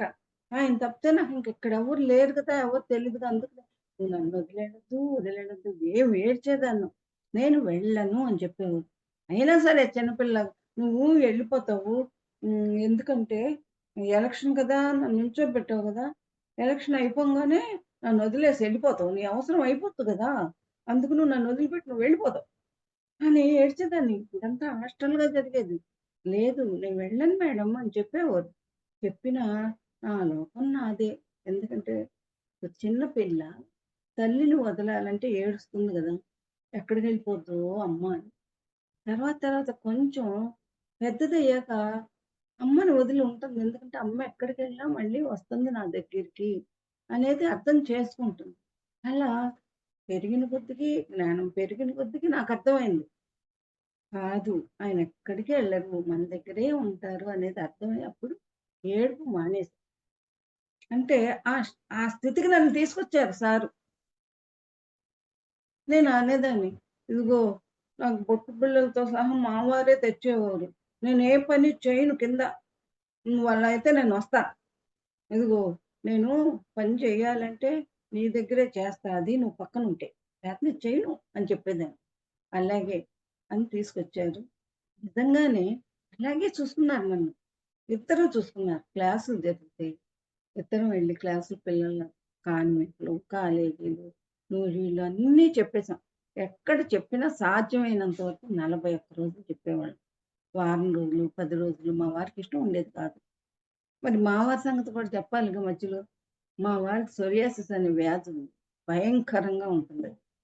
ఆ వ్యాధి పాపం ఒక్కోసారి కొంచెం తగ్గుద్ది, మళ్ళీ పెరుగుతుంది. పెరిగినప్పుడు భరించలేదు. అన్ని మందులో ఉన్న రకాలన్ని మందులు అయిపోయింది. సిద్ధ వైద్యం అయింది, హోమియోపతి అయింది, అలోపతి అయింది. రకరకాలయినియి. అయినా తగ్గల. నేను ధ్యానంలోకొచ్చాక మా వారిని అనేదాన్ని, "మీరు కూడా చెయ్యండి తగ్గుతుందంటే" ఆయన ధ్యానం కుదిరేది కాదు, కూర్చునేవారు కాదు. కానీ నేను ధ్యానం చేసుకున్నంత సేపు ఆయన ఎవరి ఫోనొచ్చినా ఏది పాపం ఆయనే చూసుకునేవారు. అట్లాంటిది మేము 2008లో బెంగుళూరొచ్చాం. అక్కడ మా అబ్బాయి, మా అమ్మాయి కూడా అక్కడే ఉన్నారు. అక్కడ మొదటిసారి ధ్యాన మహాయజ్ఞానికి మేమొచ్చాం. వచ్చినప్పుడు తెల్లవారుజామున క్లాస్‌లో కూర్చొని చేస్తున్నాం. మెడిటేషన్ చేస్తున్నాం. మరి మెడిటేషన్ చేస్తూ ఉంటే మెడిటేషన్ అయిపోయింది. మా వారిని కళ్ళు తెరిచి నా పక్కన చూసి, "ఏంటి అప్పుడే 3 గంటలు గడిచిపోయింది. నేను ఇంతసేపు కూర్చున్నానా?" అని ఆయన ఏమన్నారంటే, లోపల నుంచి వెలుగులు, వెలుగులు ట్యూబ్ లైట్ వెలుగుల్లాగా వచ్చినియి. ఏంటో నాకు తెలియట్లేదు. అది కూడా ఒక అనుభవాలేండి. మరి మీ చక్రాలన్నీ రిలీజ్ అయ్యి ఉంటాయి." అంటే, "అవునా?" అన్నారు. ఆ రోజు నుంచి ఇంటికొచ్చాక రోజుకి 3 గంటలు మెడిటేషన్ ఆయన చేయటం మొదలెట్టారు. 3 పూటలు 3 గంటలు. ఎప్పుడైతే అలా చేయటం మొదలుపెట్టారో 3 నెలల్లో సోరియాసిస్ అనే వ్యాధి పూర్తిగా తగ్గించుకున్నారు. ఎంత అద్భుతం అండి. ఆ విధంగా ఆయన తగ్గించుకొని ఇహ మా ఇద్దరిది ఒకటే బాట, ఒకటే మాట. ఏదైనా సరే చక్కగా ఎక్కడ క్లాస్ చెప్పాలన్నా ఇద్దరం వెళ్ళిపోయేవాళ్ళం. చెరో క్లాస్ తీసుకునేవాళ్ళం, చెప్పేవాళ్ళం. 41 రోజులు. అయితే మా వారేమన్నారంటే, "మనం ఇలా కాదు." అసలు వెంటనేనే ఆయన చెప్పారు. స్కూళ్ళకెళ్ళటం మొదలెట్టంగానే, మనం ఒకటి సీడీఆర్ కొందాము. ఈ కొన్నప్పుడు ఏమవుతుందంటే, అసలా ఈ స్పిరిచ్యువల్ రియాలిటీ అనేది ఉంది. మీకు తెలుసు కదా! ఆ స్పిరిచ్యువల్ రియాలిటీ చూపిచ్చామంటే వాళ్ళకి అర్థమవుతుంది అని టేప్ రికార్డు, ఒక పోర్టబుల్ టీవీ గూడా కొన్నారు. మేము ఆటోలో పెట్టుకొని వెళ్ళిపోయేవాళ్ళం. వెళ్ళిపోయినప్పుడు మొదటి రోజు మాస్టర్స్‌ని, పిల్లల్ని అందరిని కూర్చోబెట్టి స్పిరిచ్యువల్ రియాలిటీ చూపిచ్చేవాడు. ఆళ్ళు ఎందుకంటే అసలు ధ్యానం అంటే కళ్ళు మూసుకుంటే ఎలా వస్తుందనేది మాస్టర్లకి తెలీదు, పిల్లలకి తెలీదు కదా! ఎప్పుడైతే చూసారంటే వాళ్ళకర్థమవుతుంది. అసలు కాస్మిక్ ఎనర్జీ అనేది పైనుంచి ఎలా వస్తుంది? లోపల మన నాళ్ళన్నీ ఎలా శుభ్రం చేస్తున్నాయి? అసలు ఆలోచనలు ఎలా వస్తాయి? ప్రతి ఒక్కళ్ళకి చక్కగా అర్థమవుతుంది. అందుకని ఫస్ట్ మనం అది చూపిచ్చాలి అనేవారు. అది చూపిచ్చాక తెల్లారి నుంచి క్లాసులు బిగిన్ చేసి వెళ్ళేవాళ్ళం. అలా మా ఇంటికి కొత్తగా ఎవరైనా మెడిటేషన్‌కొచ్చినా ముందు ఆ స్పిరిచ్యువల్ రియాలిటీ చూపిచ్చేవాళ్ళం టీవీలో. ఆ తర్వాత ధ్యానంలో కూర్చోబెట్టేవాళ్ళం. అది పద్ధతి. అలా చేసేవాళ్ళం. చేసినప్పుడు మరి కొత్త గదా! కొత్తలో ఒకటే తపన. అందరికి చెప్పాలి, చెప్పాలి, చెప్పాలి. ఆఖరికి నాకేమనిపించేది ప్రతిసారి ఫోటో దగ్గరికి ఏమనిపించేదంటే, మనం గూడా అందరిలాగా చూడండి అమ్మటానికెళ్తారే ఏయని వస్తువులు. అమ్మటానికెళ్ళినట్టు మనం గూడా ధ్యానం చెప్తాం. మాకేమి అక్కర్లా ఒక చాపేసి మంచినీళ్ళిస్తే చాలు. ఉచితంగా ధ్యానం చెప్తాం అని ఇంటింటికి పోదామా అండి అనేదాన్ని మా వారితో. నవ్వుకునేవాడు. ఇయన్నీ ఆయన వింటాడు. ప్రతిసారి ఫోటోలో ఉన్నా వింటాడు. అసలప్పుడు కూడా నాకు తెలీదు. సార్ ఎప్పుడొచ్చినా నందివాడొచ్చిన మేడం ఫోను చేసేవారు. అక్కడికెళ్ళేదాన్ని. ఇలా అనుకుని వెళ్ళినప్పుడు ఏమైందంటే, పత్తి సారు అందరితో మాట్లాడాక, "మేడం నేనిప్పుడు ఇటు గోదావరి జిల్లాకి వెళ్ళాలి. నేను గూడా ధ్యానం చెప్తా పోవాలి గదా!" అన్నాను. ఒక్కసారి షాకయ్యా. ఇదేంటబ్బా! నేను మా ఇంట్లో అనుకున్న మాట ఈయనకెలా తెలిసింది అని. అలా అనుకుంటే మళ్ళీ అప్పుడు అర్థమైంది. ఓహో! ఈయన అన్నీ గమనిస్తాడనమాట అని నవ్వుకొని నా వంక చూసి, "ఎళ్ళాలి గదా మేడం! ధ్యానం చెప్పాలి గదా! పోయి" అని ఆయన అందరికి షేక్ హ్యాండ్ ఇచ్చి ఎళ్ళిపోయారు. ఈ విధంగా ఎన్నికలు ఇయన్నీ జరిగినియి. అయ్యాక ఏమైందంటే ప్రతిసారు ఈ మీటింగులు జరుగుతాయినాయి గదా! ఆహ్, పార్టీ అప్పుడు, ఎలక్షన్ అప్పుడు అందరిళ్ళకి అన్ని చోట్లకి చాలా చోట్లకెళ్ళేవారు. సార్ పిలిచేవారు. అక్కడికెళ్ళేవారు. నా మనసులో ఒకటే అనిపిచ్చేది. ఇలా అన్ని చోట్లకెళ్తున్నారాయన. మన ఇంటికి రావట్లా. మన రోజుకి రావట్లా. మనమేమో పిలవట్లా. పిలవాలంటే భయం. అంత పెద్ద సార్ మనకి వస్తారా? అసలు మనం వస్తే మనం మేనేజ్ ఎలా చేయగలుగుతాం? అనేది ఒకటే లోపల బెంగగా ఉండేది. ఆయన ఆయన దగ్గరికి వెళ్ళినప్పుడల్లా బెంగగా చూసేదాన్ని. పిలిచేదాన్ని కాదు. కాళ్ళు నొక్కేదాన్ని, ఆయనతో మాట్లాడేదాన్ని. ఆయన వెళ్ళిపోయేవారు. టాటా చెప్పి వచ్చేసాను. అలా లోపల మాత్రం ఈ తపనుండేది. మరి నువ్వు రావట్లేదే అని. అయిపోయాక ఏమైందంటే ఒకసారి ఫోన్ చేశారు కొత్త సార్. అదే రాఘవరావు గారి చేత ఫోన్ చేశారు. "నూజివీడొస్తున్నాను ఎల్లుండి. మా వారెక్కడో ప్రచారంలో ఉన్నారు. ఆ రోజు ఎందుకునో నేను వెళ్ళలా. వెంటనే నాకు ఫోన్ చేసి "కొత్త సార్ వస్తున్నారంట మన ఇంటికి" అని చెప్పారు. అమ్మో! మన ఇంటికొస్తున్నారా సార్ అని ఆనందమే ఆనందం. ఇక సారు మా వారి అక్కడ ప్రచారం ఆపేసి ఇంటికొచ్చేసి ఆయన వస్తున్నారు అంటే ఓహో! మీటింగ్ పెట్టాలి కావాల్సి అనుకుని ఒక చిన్న కళ్యాణ మండపం మాట్లాడేశారు. నేనైతే నాకు తెలిసినోళ్ళందరికి, మా బంధువులందరికీ, మా స్నేహితులందరికీ ఫోన్‌లు చేసేసా వెంటనే. సారొస్తున్నారని. వస్తున్నారనేప్పటికి వచ్చారు సారు. వచ్చే ముందు రాత్రి అసలు నాకు ఏడుపొస్తా ఉంది. ఆనందమేస్తా ఉంది. ఎంత ఏడుపు తెల్లవార్లు కళ్ళంట నీళ్ళు కారుతూనే ఉన్నాయి. "వస్తున్నావా? నా కోసం నువ్వు వస్తున్నావా? జన్మ జన్మల నుంచి నేను ఎదురు చూస్తున్నా నీ కోసం. ఇప్పుడొస్తున్నావయ్యా, ఇప్పుడొస్తున్నావా" అని ఆనందంతో కళ్ళంట నీళ్ళు, కన్నీళ్లతో కళ్ళంట నీళ్ళు అలా తెల్లవార్లు ఎలా గడిచిందో అలా గడిచింది. చక్కగా సారొచ్చారు. అప్పుడు మా ఇద్దరు అమ్మాయిలు ఇక్కడే ఉన్నారు. మా పైనుంటుంది. సార్ మెట్లెక్కి పైకొస్తుంటే ఇద్దరు అమ్మాయిల్ని కావలించుకుంటే ఆళ్ళిద్దరూ ఏడ్చేశారు. ఏడ్చినప్పుడు "ఏంటి నేను మిమ్మల్ని ఏడిపిస్తున్నానా?" అన్నారు. అనేప్పటికి "లేదు సార్" అని నవ్వారు. ఇంట్లోకొచ్చారు. మంచం మీద పడుకున్నారు. అయితే అంతకుముందు మీటింగ్ జరిగింది కదా! మాది నూజివీడు అన్నప్పుడు, "నూజివీడా మేడం అయితే నాకు రసం రసం కాయలు ఇస్తారా? నాకు పెడతారా?" అన్నారు. "తప్పకుండా పెడతాను సార్" అన్నా. సార్ గారు ఏప్రిల్ నెలలో వచ్చారు. వచ్చినప్పుడు అప్పుడు ఇంకా పండల కాయలు. కానీ ఎక్కడో వెతికి మా వారు తీసుకొచ్చారు. ఆ రసం తీసి జ్యూసు సార్ గారికి ఇచ్చాము. తాగారు.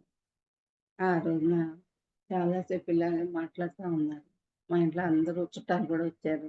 అయ్యాక సార్ మరి ఇక్కడ మీటింగ్ అంటే, "మీటింగ్ ఉందా?" అని గబగబా లేచారు. ఆయనకి తెలీదు. మాకు తెలీదు. ఓహో! సారొస్తే మీటింగ్ పెట్టాలి అనేదే గానీ, ఆయన మమ్మల్ని పలకరించడానికి వచ్చారనే సంగతి తెలీదు. తర్వాత చెప్పారు. రాఘవరావు గారు చెప్పారు. "సార్ గారు మీటింగ్ కోసం రాలా. మీకు ధైర్యాన్ని ఇవ్వటానికి వచ్చారు. నేనున్నాను మీకేం పర్వాలేదని. అంతేగాని మీటింగ్ కోసం అంటే మరి మాకేం తెలుసండి మీటింగ్ పెట్టాలేమో అనుకున్నాం. సరే వచ్చారు. ఒక గంట మీటింగయింది. ఇప్పుడసలు ఆళ్ళకి భోజనం పెట్టాలని గూడా తెలీదు. మైండ్‌లో లేదు. సరే అని మీటింగ్ అయిపోయాక సార్ అటునుంచి అటే తాడేపల్లిగూడెం వాళ్ళందరూ వెళ్ళిపోయారు. మీటింగ్ జరిగింది. కొద్దిమంది వచ్చారు. క్లాస్ జరిగింది. అయిపోయింది. ఆయన అలా మొదటిసారి మా ఇంటికొచ్చారు సార్. తర్వాత మా ప్రచారం ఇలా జరుగుతూ ఉంది. అయితే మేము గురుకులం అనే స్కూలుందిక్కడ. ఆ గురుకులం స్కూల్‌కెళ్ళి మా వారు పర్మిషన్ తీసుకున్నారు. అప్పుడు ఆ మేడం "ఏవండీ మగవాళ్ళు వస్తే ఒప్పుకోరండి. ఆడవాళ్ళైతే ఒప్పుకుంటారా అండి పైన అధికారులు" అని చెప్పారు. అప్పుడు సర్లే అని మా మిసెస్‌ని కూడా తీసుకొస్తాను. ఇద్దరం వెళ్ళేవాళ్ళం. ఇద్దరం వెళ్ళి చెరో క్లాస్ తీసుకొని చెప్పేవాళ్ళం. అలా 3 నెలలు వెళ్ళాము స్కూల్‌కి. అయితే ఎళ్ళిన కొత్తలోనే ఒక పాప చక్కగా పచ్చిసారి బొమ్మ గీసింది. "మేడం ఈయనెవరు" అని అడిగింది. "పచ్చిసారమ్మా ఈయనే మన గురువు" అని చెప్పా. చెప్పాక "ఈయన బతికే ఉన్నారా" అని. "బతికే ఉన్నారు." నిన్న "అమ్మ మీ మీ అందరికి నేను షేక్ హ్యాండ్ ఇప్పిస్తా కొత్త సార్‌తో" అని మాటిచ్చా. సర్లే అన్నారు. అలా 3 నెలలు అయిపోయింది. మళ్ళీ తర్వాత సార్ గారిది నూజివీడులో పెద్ద క్లాస్ పెట్టాం కాలేజీ. పెట్టినప్పుడు అందరికీ హ్మ్, ఇన్విటేషన్‌లు ఇవ్వటానికి వెళ్ళాను.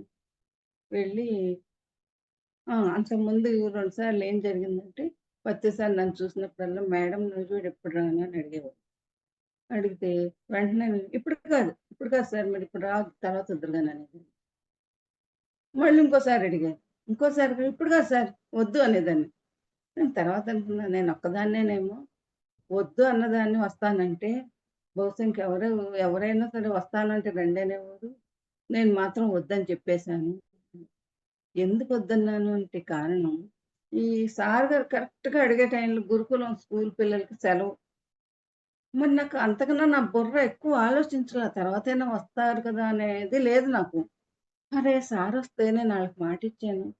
Shake hand ఇప్పిస్తానని. ఇప్పుడు ఈయనొచ్చి ఎళ్ళిపోతే మరి నేనెప్పుడు ఇప్పిస్తా ఆయనకి షేక్ హ్యాండ్ అని నేను వెంటనే రావద్దు, రావద్దనేదాన్ని. మూడోసారి ఎప్పుడో మా పిరమిడ్ కూడా ఇక్కడ మేము సరస్వతి దేవాలయంలో పిరమిడ్ కట్టాము. మా పైన మా డాబా మీద ఒకటి పిరమిడ్ కట్టాం. ఆ! సరస్వతి దేవాలయంలో పిరమిడ్ కూడా పూర్తయిపోయింది. అప్పుడు సార్ ఇంకా ఎప్పుడొస్తారన్నట్టు చూసేదాన్ని. ఏంటంటే పిల్లలకి పిరమిడ్డు పూర్తయింది. పిల్లలకి సెలవులేమి లేవు. అన్నప్పుడు ఒకరోజు వస్తానన్నారు సార్. అలాగే సడెన్‌గా చెప్పారు. 2, 3 రోజుల్లో నేనొస్తున్నానని. 2, 3 రోజుల్లో అంటే ఇక మళ్ళీ చేయాలి కదా! ఎంతో వర్క్ చేయాలి. మరి అందరికి ప్రచారానికి ఆహ్, మాట్లాడి ఆటో మాట్లాడి అన్నీ పేటలు, దగ్గర దగ్గర ఊళ్ళు అన్నిటికి పంపించాము. సార్ గారు వస్తున్నారని. మరి పాంప్లెట్లు అలా పంచటం అయింది. నేను అచ్చంగా పాంప్లెట్లు తీసుకొని 3 పూట్ల స్కూళ్ళన్నిటికి వెళ్ళేదాన్ని. హాస్పిటల్స్‌లో డాక్టర్లకిచ్చేదాన్ని. కాలేజీల్లో ఇచ్చేదాన్ని. హ్మ్. స్కూళ్ళలో గూడా అన్నిటికి అన్ని చోట్ల నాకు శాయశక్తులా ఇచ్చాను. సారు వచ్చారు. అయితే మా ఎస్టిమేషను 400 ఇస్తారేమో అలాంటిది 800 1000 చాలా ఆనందం వేసింది. మరి గురుకులం స్కూలుకి గూడా ఎళ్లి ఇచ్చా. మేడం మరి ఎన్నాళ్ళు మట్టో అనుకుంటున్నాం. మన పిల్లలకి చక్కగా సార్ గారితో షేక్ హ్యాండ్ ఇప్పిస్తానని పంపించండి కాలేజీకి అంటే, మేడం ఇది గవర్నమెంట్ స్కూలమ్మా. పిల్లల్ని పంపిస్తే ఏ పిల్ల తప్పిపోయినా, అల్లరిగా ఎళ్ళిపోయినా మాకు పైనుంచి వే ఊరుకోరమ్మా అన్నారు. సరే నేను నా ప్రయత్నం చేస్తానండి అని చెప్పారావిడ. అప్పుడు నేను ఒకటే అనుకున్నా. నేను చేసే పని పూర్తిగా చేసేసా. పైన మాస్టర్స్ చూసుకుంటారు. నాకెందుకు అనుకుని వచ్చేసాను. కానీ సారొచ్చిన రోజున కాలేజీ గ్రౌండ్‌లో అడుగు పెట్టడమే సార్ గారి కళ్ళు మిలమిలా మెరిసిపోయినాయి. నాకు ఆనందం. ఎందుకంటే కనీసం 300 మంది పిల్లలైనా లైన్‌గా కూర్చొనున్నారు. చూసారా? పర్మిషన్ ఆళ్ళే ఇచ్చారు. ఇద్దరు టీచర్‌లని పంపించి పిల్లల్ని పంపించారు. ఇంక తక్కమ స్కూల్ పిల్లలు అందరూ వచ్చారు. కూర్చున్నారు. చక్కగా 800 మంది, 1000 మంది అందరికీ ప్రసాదాలు పెట్టాము. హ్యాపీగా వెళ్ళారు. సార్ గారు కూడా క్లాస్ జరిగింది. సార్ గారు వెళ్ళారు. అంటే ఒక మహానుభావుడు వస్తా ఉంటే ఆళ్ళే అన్నీ చేస్తారు. ఏదో మనం చేసాం అనుకుంటాం. కానీ ఆ ఎనర్జీని అక్కడ పరచకపోతే అంతమంది వచ్చేవాళ్ళా? ఎక్కడెక్కడి నుంచొచ్చారు జనం. అలా వచ్చారు, వెళ్ళారు. ఆనందం వేసింది సారు వెళ్ళారని. అలా ఏంటంటే ప్రతీదీ ఆయనతో అనుభవాలు. ఫస్ట్ టైము మేము క్లాస్ పెట్టాం. మా ఎదురింటి డాబా మీద పెట్టాం. క్లాస్ పెట్టినప్పుడు ఏమైందంటే మాకు కొత్తే బాగా వానాకాలం. మా వారన్నారు, "ఏ హాలన్నా తీసుకుందామా? క్లాస్‌కి వానన్నా వస్తుందంటే రాదులెండి" అని ధైర్యం చెప్పి ఎదురుంగా డాబా మీద పెట్టాం. పెడితే ఏమైంది కరెక్ట్‌గా క్లాస్ టైంకనమాట. నల్లటి మబ్బులు అన్నీ కుర్చీలేసేయటం అయింది. చక్కగా కింద పట్టాలు పరిచేయటం అయిపోయింది. స్పీకర్ ఒకటే పెట్టాలి. సన్నటి తుంపర పడి పడినట్టుగా చివరికి మా వారు పాపం బయటికి, లోపలికి, బయటికి, లోపలికి తిరుగుతున్నారు. వచ్చి "ఏమి నేనెక్కడైనా పెడతానంటే వద్దన్నావు. ఇప్పుడు చూడు ఎలా ఉందో మబ్బు" అన్నారు. నాకేమైతే ఏమీ భయమేయల. Sir photo దగ్గరికెళ్ళా.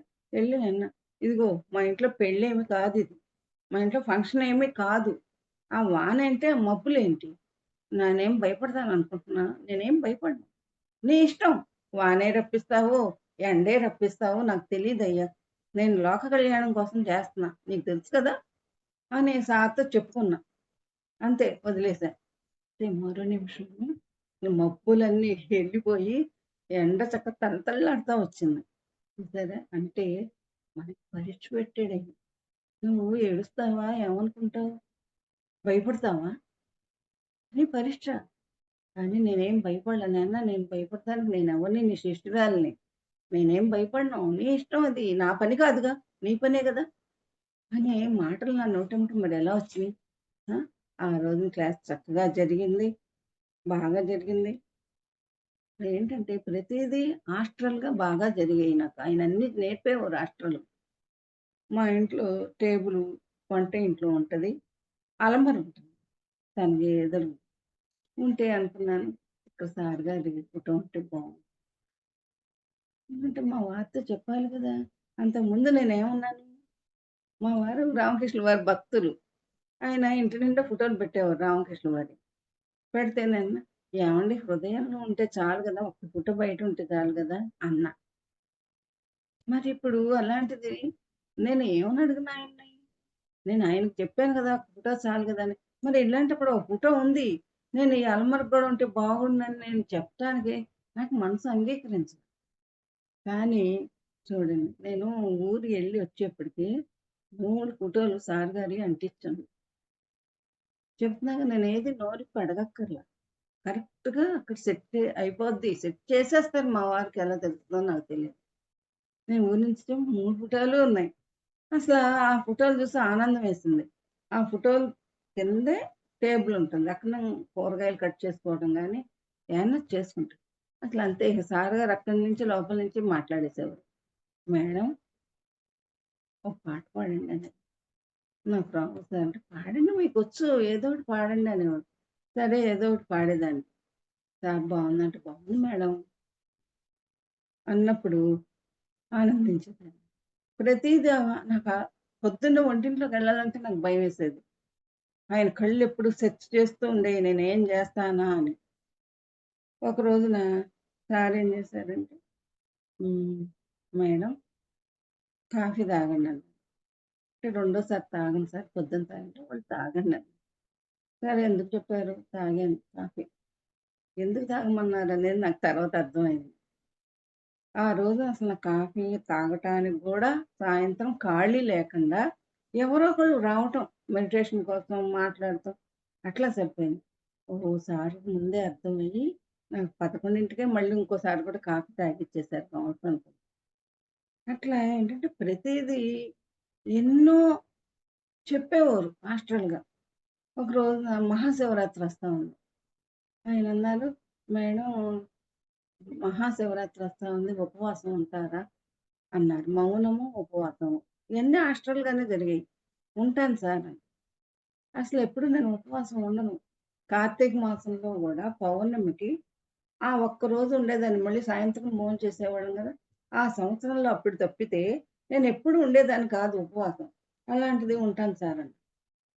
సరే ఉండండన్నారు. మా వారితో చెప్పాలే రేపు నేను మౌనము, ఉపవాసము అని. సరే ఉన్నా. అలాగే ఉన్నా. ఉన్నాను. పొద్దున్న ఏం చేశా, మాకేంటంటే ఉపవాసం అంటే కాఫీ తాగటం అలవాటు. పొద్దున్న ఫ్రిడ్జ్ డోర్ తీసి కాఫీ తాగుదామని వెళ్ళా. "ఏంటి మేడం పాలు తెస్తున్నారు." "కాఫీ తాగుతాను." "కాఫీ తాగకపోతే మీరు ఉండలేరా?" అన్నారు. "ఉంటాను సార్" అన్నా. "ఆ! అయితే తాగొద్దన్నారు. మీకు మంచినీళ్ళైతే కొంచెం తాగండి" అని చెప్పారు. అలాగే అన్నా. అలాగే కొద్దిగా మంచినీళ్ళు తాగుతాం. 4 సాయంత్రం 4 అయ్యేప్పటికి నాకొకటే నీరసం వచ్చేసి దుఃఖం వస్తా ఉంది. ఉండలేకపోతున్నా. ఇక మంచం మీద పడుకొని ఏడుస్తున్నా. ఒకటే ఏడుస్తున్నా. ఉండలేకపోతున్నా. నాకు నీరసం వస్తా ఉంది. వెంటనే నాకు ఒక మగతలాగా వచ్చేసింది. అలా కళ్ళు మూసుకొని ఉండిపోయాను. ఒక 10 నిమిషాలు ఉండి కళ్ళు తెరిచేప్పటికి నాకసలు ఆకలనే లేదు. నీరసం లేదు. అంత ఎనర్జీ ఇచ్చారాయన. మళ్ళీ తెల్లారే వరకు ఇంకా నాకు ఆకలి గాని ఏమీ లేదు. తెల్లారి 6 వరకు ఉండి అప్పుడు మౌనం అయిపోయింది. ఉపవాసం అయిపోయింది. ఏదో కాఫీ తాగాను. ఇలా మహానుభావుడు మన చేత ఏది చేయించాలో అది తప్పకుండా చేయించుతారు. ఇయన్నీ నిజంగా ఏ గురువు చేయించుతాడమ్మా? మన గురువు మన పూర్వజన్మ సుకృతం మూలాన ఈ భూమి మీదకొచ్చి ఆయన ఎవరినైతే ఎన్నుకున్నారో వాళ్ళు మనకి చక్కగా అనుభవాలు ఇస్తున్నారు. ఎలా ఎదగాలో చెబుతున్నారు. ఎంత జ్ఞానాన్ని పంచుతున్నారు, బతిస్తారు. నేననేదాన్ని సార్ నాకు పెద్ద పెద్ద మాటలు రావు. కానీ మీరు చెప్పే చిన్న చిన్న మాటలు మాత్రం నా మైండ్‌లోకుంటాయి. నేనయ్యే ఆచరిస్తున్నాను సార్ అనేది. మనం ధ్యాన మహాచక్రానికెళ్తుంటే అటు ఇటు వెళ్తున్నప్పుడు మనకు కనిపిస్తారు. ఏంటి మేడం విశేషాలని? ఏముంది సార్ మీరు చెప్పారు గదా! జీవితం ఒక నాటకం అని. ఒక పాత్రని, నా పాత్ర నేను బేషుగ్గా ఏస్తున్నాను సార్ అనేదాన్ని. విమల అనే పాత్ర బేషుగ్గా ఏస్తున్నా అంటే, వెరీ గుడ్ అని. అలాగే అనుభవమే జ్ఞానం అని చెప్పారు కదా సార్. అలాగే ఉన్నా అనేదాన్ని. ఒకసారి నందివాడొచ్చారు పత్రి సార్. వచ్చినప్పుడు కాఫీ ఇవ్వండి మేడం అని రాజకుమారి మేడం దగ్గర కప్పు నిండా కాఫీ తీసుకొచ్చి సార్‌కిచ్చారు. సారేమో సిప్ చేస్తున్నాడు. నేను ఎదురుంగా కూర్చొని, "సార్ నాకు ఆ కాఫీ కావాలి" అన్నా. "ఆహా! నేనివ్వనన్నా." "నాకు ఆ కాఫీ కావాలి సార్ నేను తాగాలి" అన్నా. "తాగుతావా? సరే తీసుకో" అని ఇచ్చారు. సరే అని కాఫీ తాగుతున్నా. మళ్ళీ మేడం నాకు ఇంకో కప్పు కాఫీ ఇవ్వండి అంటే, మేడం ఇంకో కప్పు కాఫీ తీసుకొచ్చి ఇచ్చారు. వెంటనే కళ్ళు ఎగరేశారు చూసావా అని. నేనప్పుడన్నా మీరే చెప్పారు కదా! పంచితే పెంచబడుతుందని. చూసారా సార్ మీకు ఇంకా నిండా కప్ కాఫీ వస్తుంది అన్నా. ఏంటంటే ప్రతి చిన్న విషయం సార్ చెప్పింది సార్‌కి చెప్పేదాన్ని మళ్ళీ. చెప్పి నేను అందులో ఉన్నాను అనేదాన్ని. అలాగా అనేవాళ్ళు. మరి నిజంగా ఆ చిన్న మాట వెనకాల ఎంత అంతరార్థమో నాకు అర్థమయ్యేది. అనుభవమే జ్ఞానం. అలా ప్రతి ఒక్కటి ఒక ముక్క చెప్పి సార్‌తో ఎదిగేదాన్ని. అలా ఎదుగుదల అంత చక్కగా తెచ్చుకున్నా. తెచ్చుకునేప్పటికి ఒకసారి సార్ గారు ఆళ్ళ అమ్మాయి ఫంక్షన్ జరిగింది. పెళ్ళయింది. రెండో పాప. హైదరాబాద్‌లో ఫంక్షన్ జరిగింది. అశోక గార్డెన్స్‌లో. తెల్లారి పార్టీ ఎన్నికల గురించి కూడా మాట్లాడటానికి రమ్మంటే మేమెళ్ళాం. వెళ్ళినప్పుడు ఎంత బాగానో జరుగుతాంది ఫంక్షన్. నేను అదే మొదటిసారి అంత చక్కటి ఫంక్షన్ చూడటం. నాకెంత ఆనందం వేసిందో, ఎంత బావుంది, ఎంత అదృష్టవంతులం ఈ ఫంక్షన్‌కొచ్చాను. కానీ అలా చూస్తూ అనిపించింది. అందరూ పిలుస్తారు. నన్నెవరు పిలుస్తారు రమ్మని, డిన్నర్‌కి రండి అని ఎవరు పిలుస్తారు అని అలా కళ్ళు మూసుకొని అనుకుంటున్నాననమాట. అసలా మేడం అని పిలుపొచ్చింది. "మీరు భోంచేసారా?" అని అడిగారు. చేయలేదన్నా. "పద వెళ్లి చెయ్యి" అని దగ్గరుండి లోపలికి పంపించి 2, 3 సార్లు "వెళ్ళు, వెళ్ళు" అని పంపించారు. చూసారా? ఆయన మన మనసులో మాట గ్రహించి, ఎక్కడ నేను బాధపడుతున్నాను అని వెంటనే ప్రత్యక్ష దైవం ఆయన అన్నట్టుగా వచ్చి నన్ను పంపించి డిన్నర్ చేయించారు. అంటే అణువున ఆయన మనలోనూ ఉన్నారు. ఆయనలోనూ మనం ఉన్నాం. అలా ప్రతీదీ అలా జరుగుతా ఉంది. ఒకసారి ఏమైందంటే హ్మ్.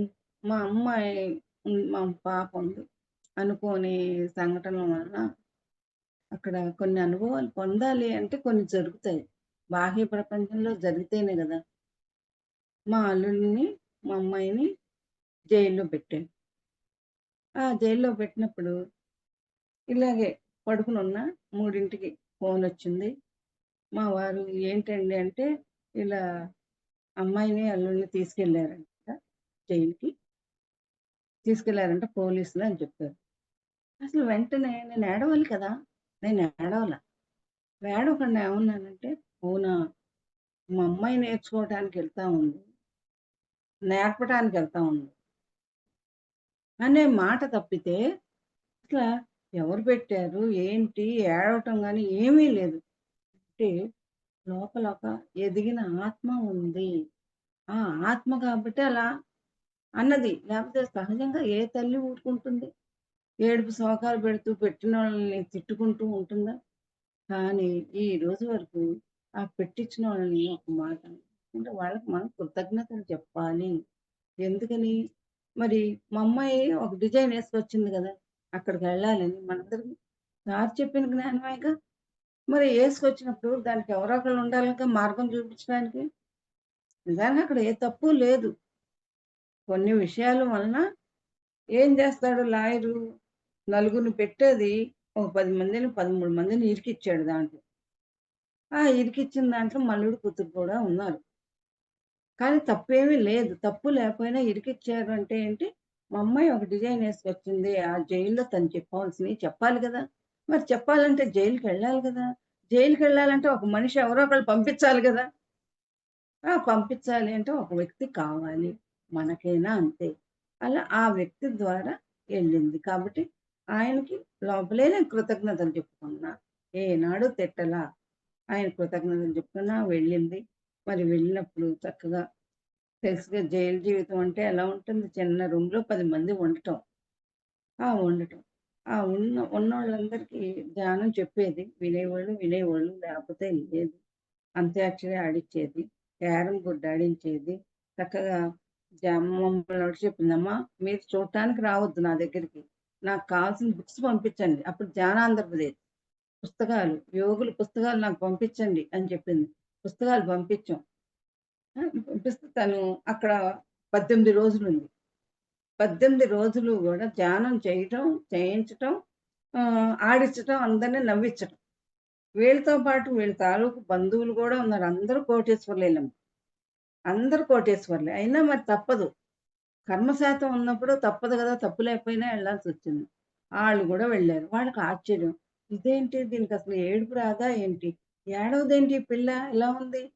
చక్కగా ఆళ్ళకి ధ్యానం చెప్పటం, అంత్యాక్షరి ఆడించటం ఇయన్నీ ఏంటి అలా 18 రోజులు గడిచేప్పటికి ఆ వార్డెన్‌తో సహా మా అమ్మాయి 18 రోజులు బయటకొచ్చింది. వచ్చినప్పుడు తీసుకురావటానికి వెళ్ళాం. అసలా వాళ్ళందరూ గూడా ఎంతో ఏడ్చారంట. "నీలిమ ఎళ్ళిపోతున్నావా? మేము జైల్‌లో ఇలా ఉంటామని మేము అనుకోలా" అని ఏడ్చారు. అసలు మా అమ్మాయి మొహం ముందు ఆశ్చర్యపోతారు. చంద్రబింబంలాగా మెరిసిపోతా ఉంది. ఎవరు చూసారమ్మా? ఎనర్జీ ఎవరిచ్చారు? గురువిచ్చాడు. మనదా? కాదు. మనం ఎప్పుడైతే శరణాగతి పొందామో గురువుకి, ఆ శరణాగతి పొంది ఆయన మార్గంలో మనం నడుస్తూ ఉంటే అంతటి ఎనర్జీనిస్తారు. ఆయనే ఇస్తారు. అలా మరి ఆళ్ళందరూ ఎందుకు వార్డెన్‌తో సహా "నువ్వు వెళ్ళిపోతున్నావా?" అని బాధపడిందంట. అయితే మరి మేమిద్దరం పిల్లలని ఇద్దరు ఆడపిల్లలు. ఆళ్ళిద్దరిని గుడివాడ ఉంచుకొని కింద షాప్ వాళ్ళది పెద్ద షాపు. అది రన్ చెప్పింది. "అమ్మ మీరు గుడివాడ వెళ్ళిపోండి. నాన్నగారిని షాప్ తీయమని. పిల్లలకి మరి నేను క్యారేజీలు అయి కట్టాలి కదా!" అని పిల్లల్ని స్కూలుకి పంపించి క్యారేజీలు కట్టి మా వారు షాప్ తీసేవారు. అంటే అక్కడ షాపు నష్టపడల. పిల్లలు స్కూలుకి పోలా. కాతే పిల్లలు ఏడుపు. మా అమ్మ, నాన్న ఏమైపోయారు? ఏమైపోయారని ఏడ్చేవాడు. కాదులేవే బిజినెస్ పని మీద ఎళ్లారని చెప్పేవాళ్ళం. బిజినెస్ పనైతే సెలవు తీసుకెళ్ళొద్దా? ఆళ్ళకి మతి లేదా? అని అడిగేవాళ్ళండి. కాదమ్మా రేపొస్తారు అని చెప్తే ఎప్పటికప్పుడు ముందు నాకు స్కూలు నుంచి ఆళ్ళొస్తున్నారని నా గుండె దడగొట్టేది. ఏంటి బాబోయ్! వస్తున్నారు ఆళ్ళకేం సమాధానం? మా అమ్మేదంటే నేనేం చెప్పాలి? అనుకునేదాన్ని. అలాగా మధ్యలో దీపావళి పండుగొచ్చింది. ఆ దీపావళి పండగకి మా అమ్మాయి ఆళ్ళు అంతకు ముందే చాలా మందు సామాను కొని ఉంచారనమాట. "బోలెడుందమ్మా సామానంతా కాల్పిచ్చండి" అని ఫోను చేసి చెప్పారు. సర్లే అని హాయిగా, చక్కగా పండగ చేసుకున్నాం. పిల్లలు గదా! ఆళ్ళకి పరమాన్నం ఏదో వండి పెట్టాను. అందరికి ఆశ్చర్యం. ఇదేంటి అల్లుడు, కూతురు జైల్లో ఉంటే ఈళ్ళు పండగ ఎలా చేసుకుంటున్నారు? మరి అందరికి ఆశ్చర్యం గదా! మరి మనం ఎవరం? సత్యం తెలిసినోళ్ళం. జ్ఞానం తెలుసు కాబట్టి ఏడుస్తూ కూర్చోలా. పిల్లల్ని ఏడుస్తూ ఉంచలా. చూడండి, ఎప్పుడైతే తల్లిదండ్రులు జ్ఞానవంతులవుతారో, మనకు తెలియకుండానే మనం చాలా పనులు చేస్తాం. పిల్లలిద్దరిని ఆదివారం వచ్చిందంటే సినిమాకి తీసుకెళ్ళాను. అమ్మ సినిమా మనవరాలన్న ఒక మనవరాలనేది నాకు ఏ సినిమా కావాలనేది. ఇంకో మనవరాలు నాకు ఇంకో సినిమా కావాలని. అయితే మామూలుగా అయితే పెద్దవాళ్ళేమంటారు, "మీ బొంద పదండి ఒక సినిమాకి పోదాం. మళ్ళీ ఇంకోసారి ఎళ్దాంలే" అనేవాళ్ళం కదా! కానీ అలా కాదు. నేననేదాన్ని, "ఇదిగో చిన్నదాన్ని నేను తీసుకెళ్తా దానికిష్టమైన సినిమా. పెద్దదాన్ని దానికిష్టమైన సినిమా మీరు తీసుకెళ్ళండి" అని. చూసారా? ఇక్కడ ఇద్దరు బాధపడకుండా చెరొకళ్ళని తీసుకొని సినిమా చూపించేవాళ్ళం. మళ్ళీ ఇంకో సినిమాకెళ్దామమ్మా అంటే అలాగే అనేవారు. ఒక రోజున ఆళ్ళమ్మ పిల్లలకి ఎగ్జామ్స్ వస్తున్నాయి. ఆళ్ళమ్మ ఎక్కడి నుంచో పోలీసోళ్ళ దగ్గర ఎక్కడి నుంచో ఫోన్ తీసుకొని మాట్లాడితే దుఃఖం వచ్చేసింది. అసలెక్కడికెళ్ళిపోయారు? ఏంటి? అని ఫోను విసిరేసి ఏడుపనమాట. పరీక్షలొస్తున్నాయి మాకెవరు చెప్తారు? అని అప్పుడు మా అమ్మాయిని జైల్లో పెట్టినప్పుడు నా కళ్ళెంట నీళ్ళు రాలా. కానీ పిల్లలు ఏడుస్తుంటే నాకు కళ్ళెంట నీళ్ళు అప్పుడొచ్చినియి. కళ్ళెంట నీళ్ళొచ్చి కొత్త సార్ దగ్గర ఫోటో దగ్గర నిల్చున్నా. అప్పుడు నేనేమడిగానో తెలుసా?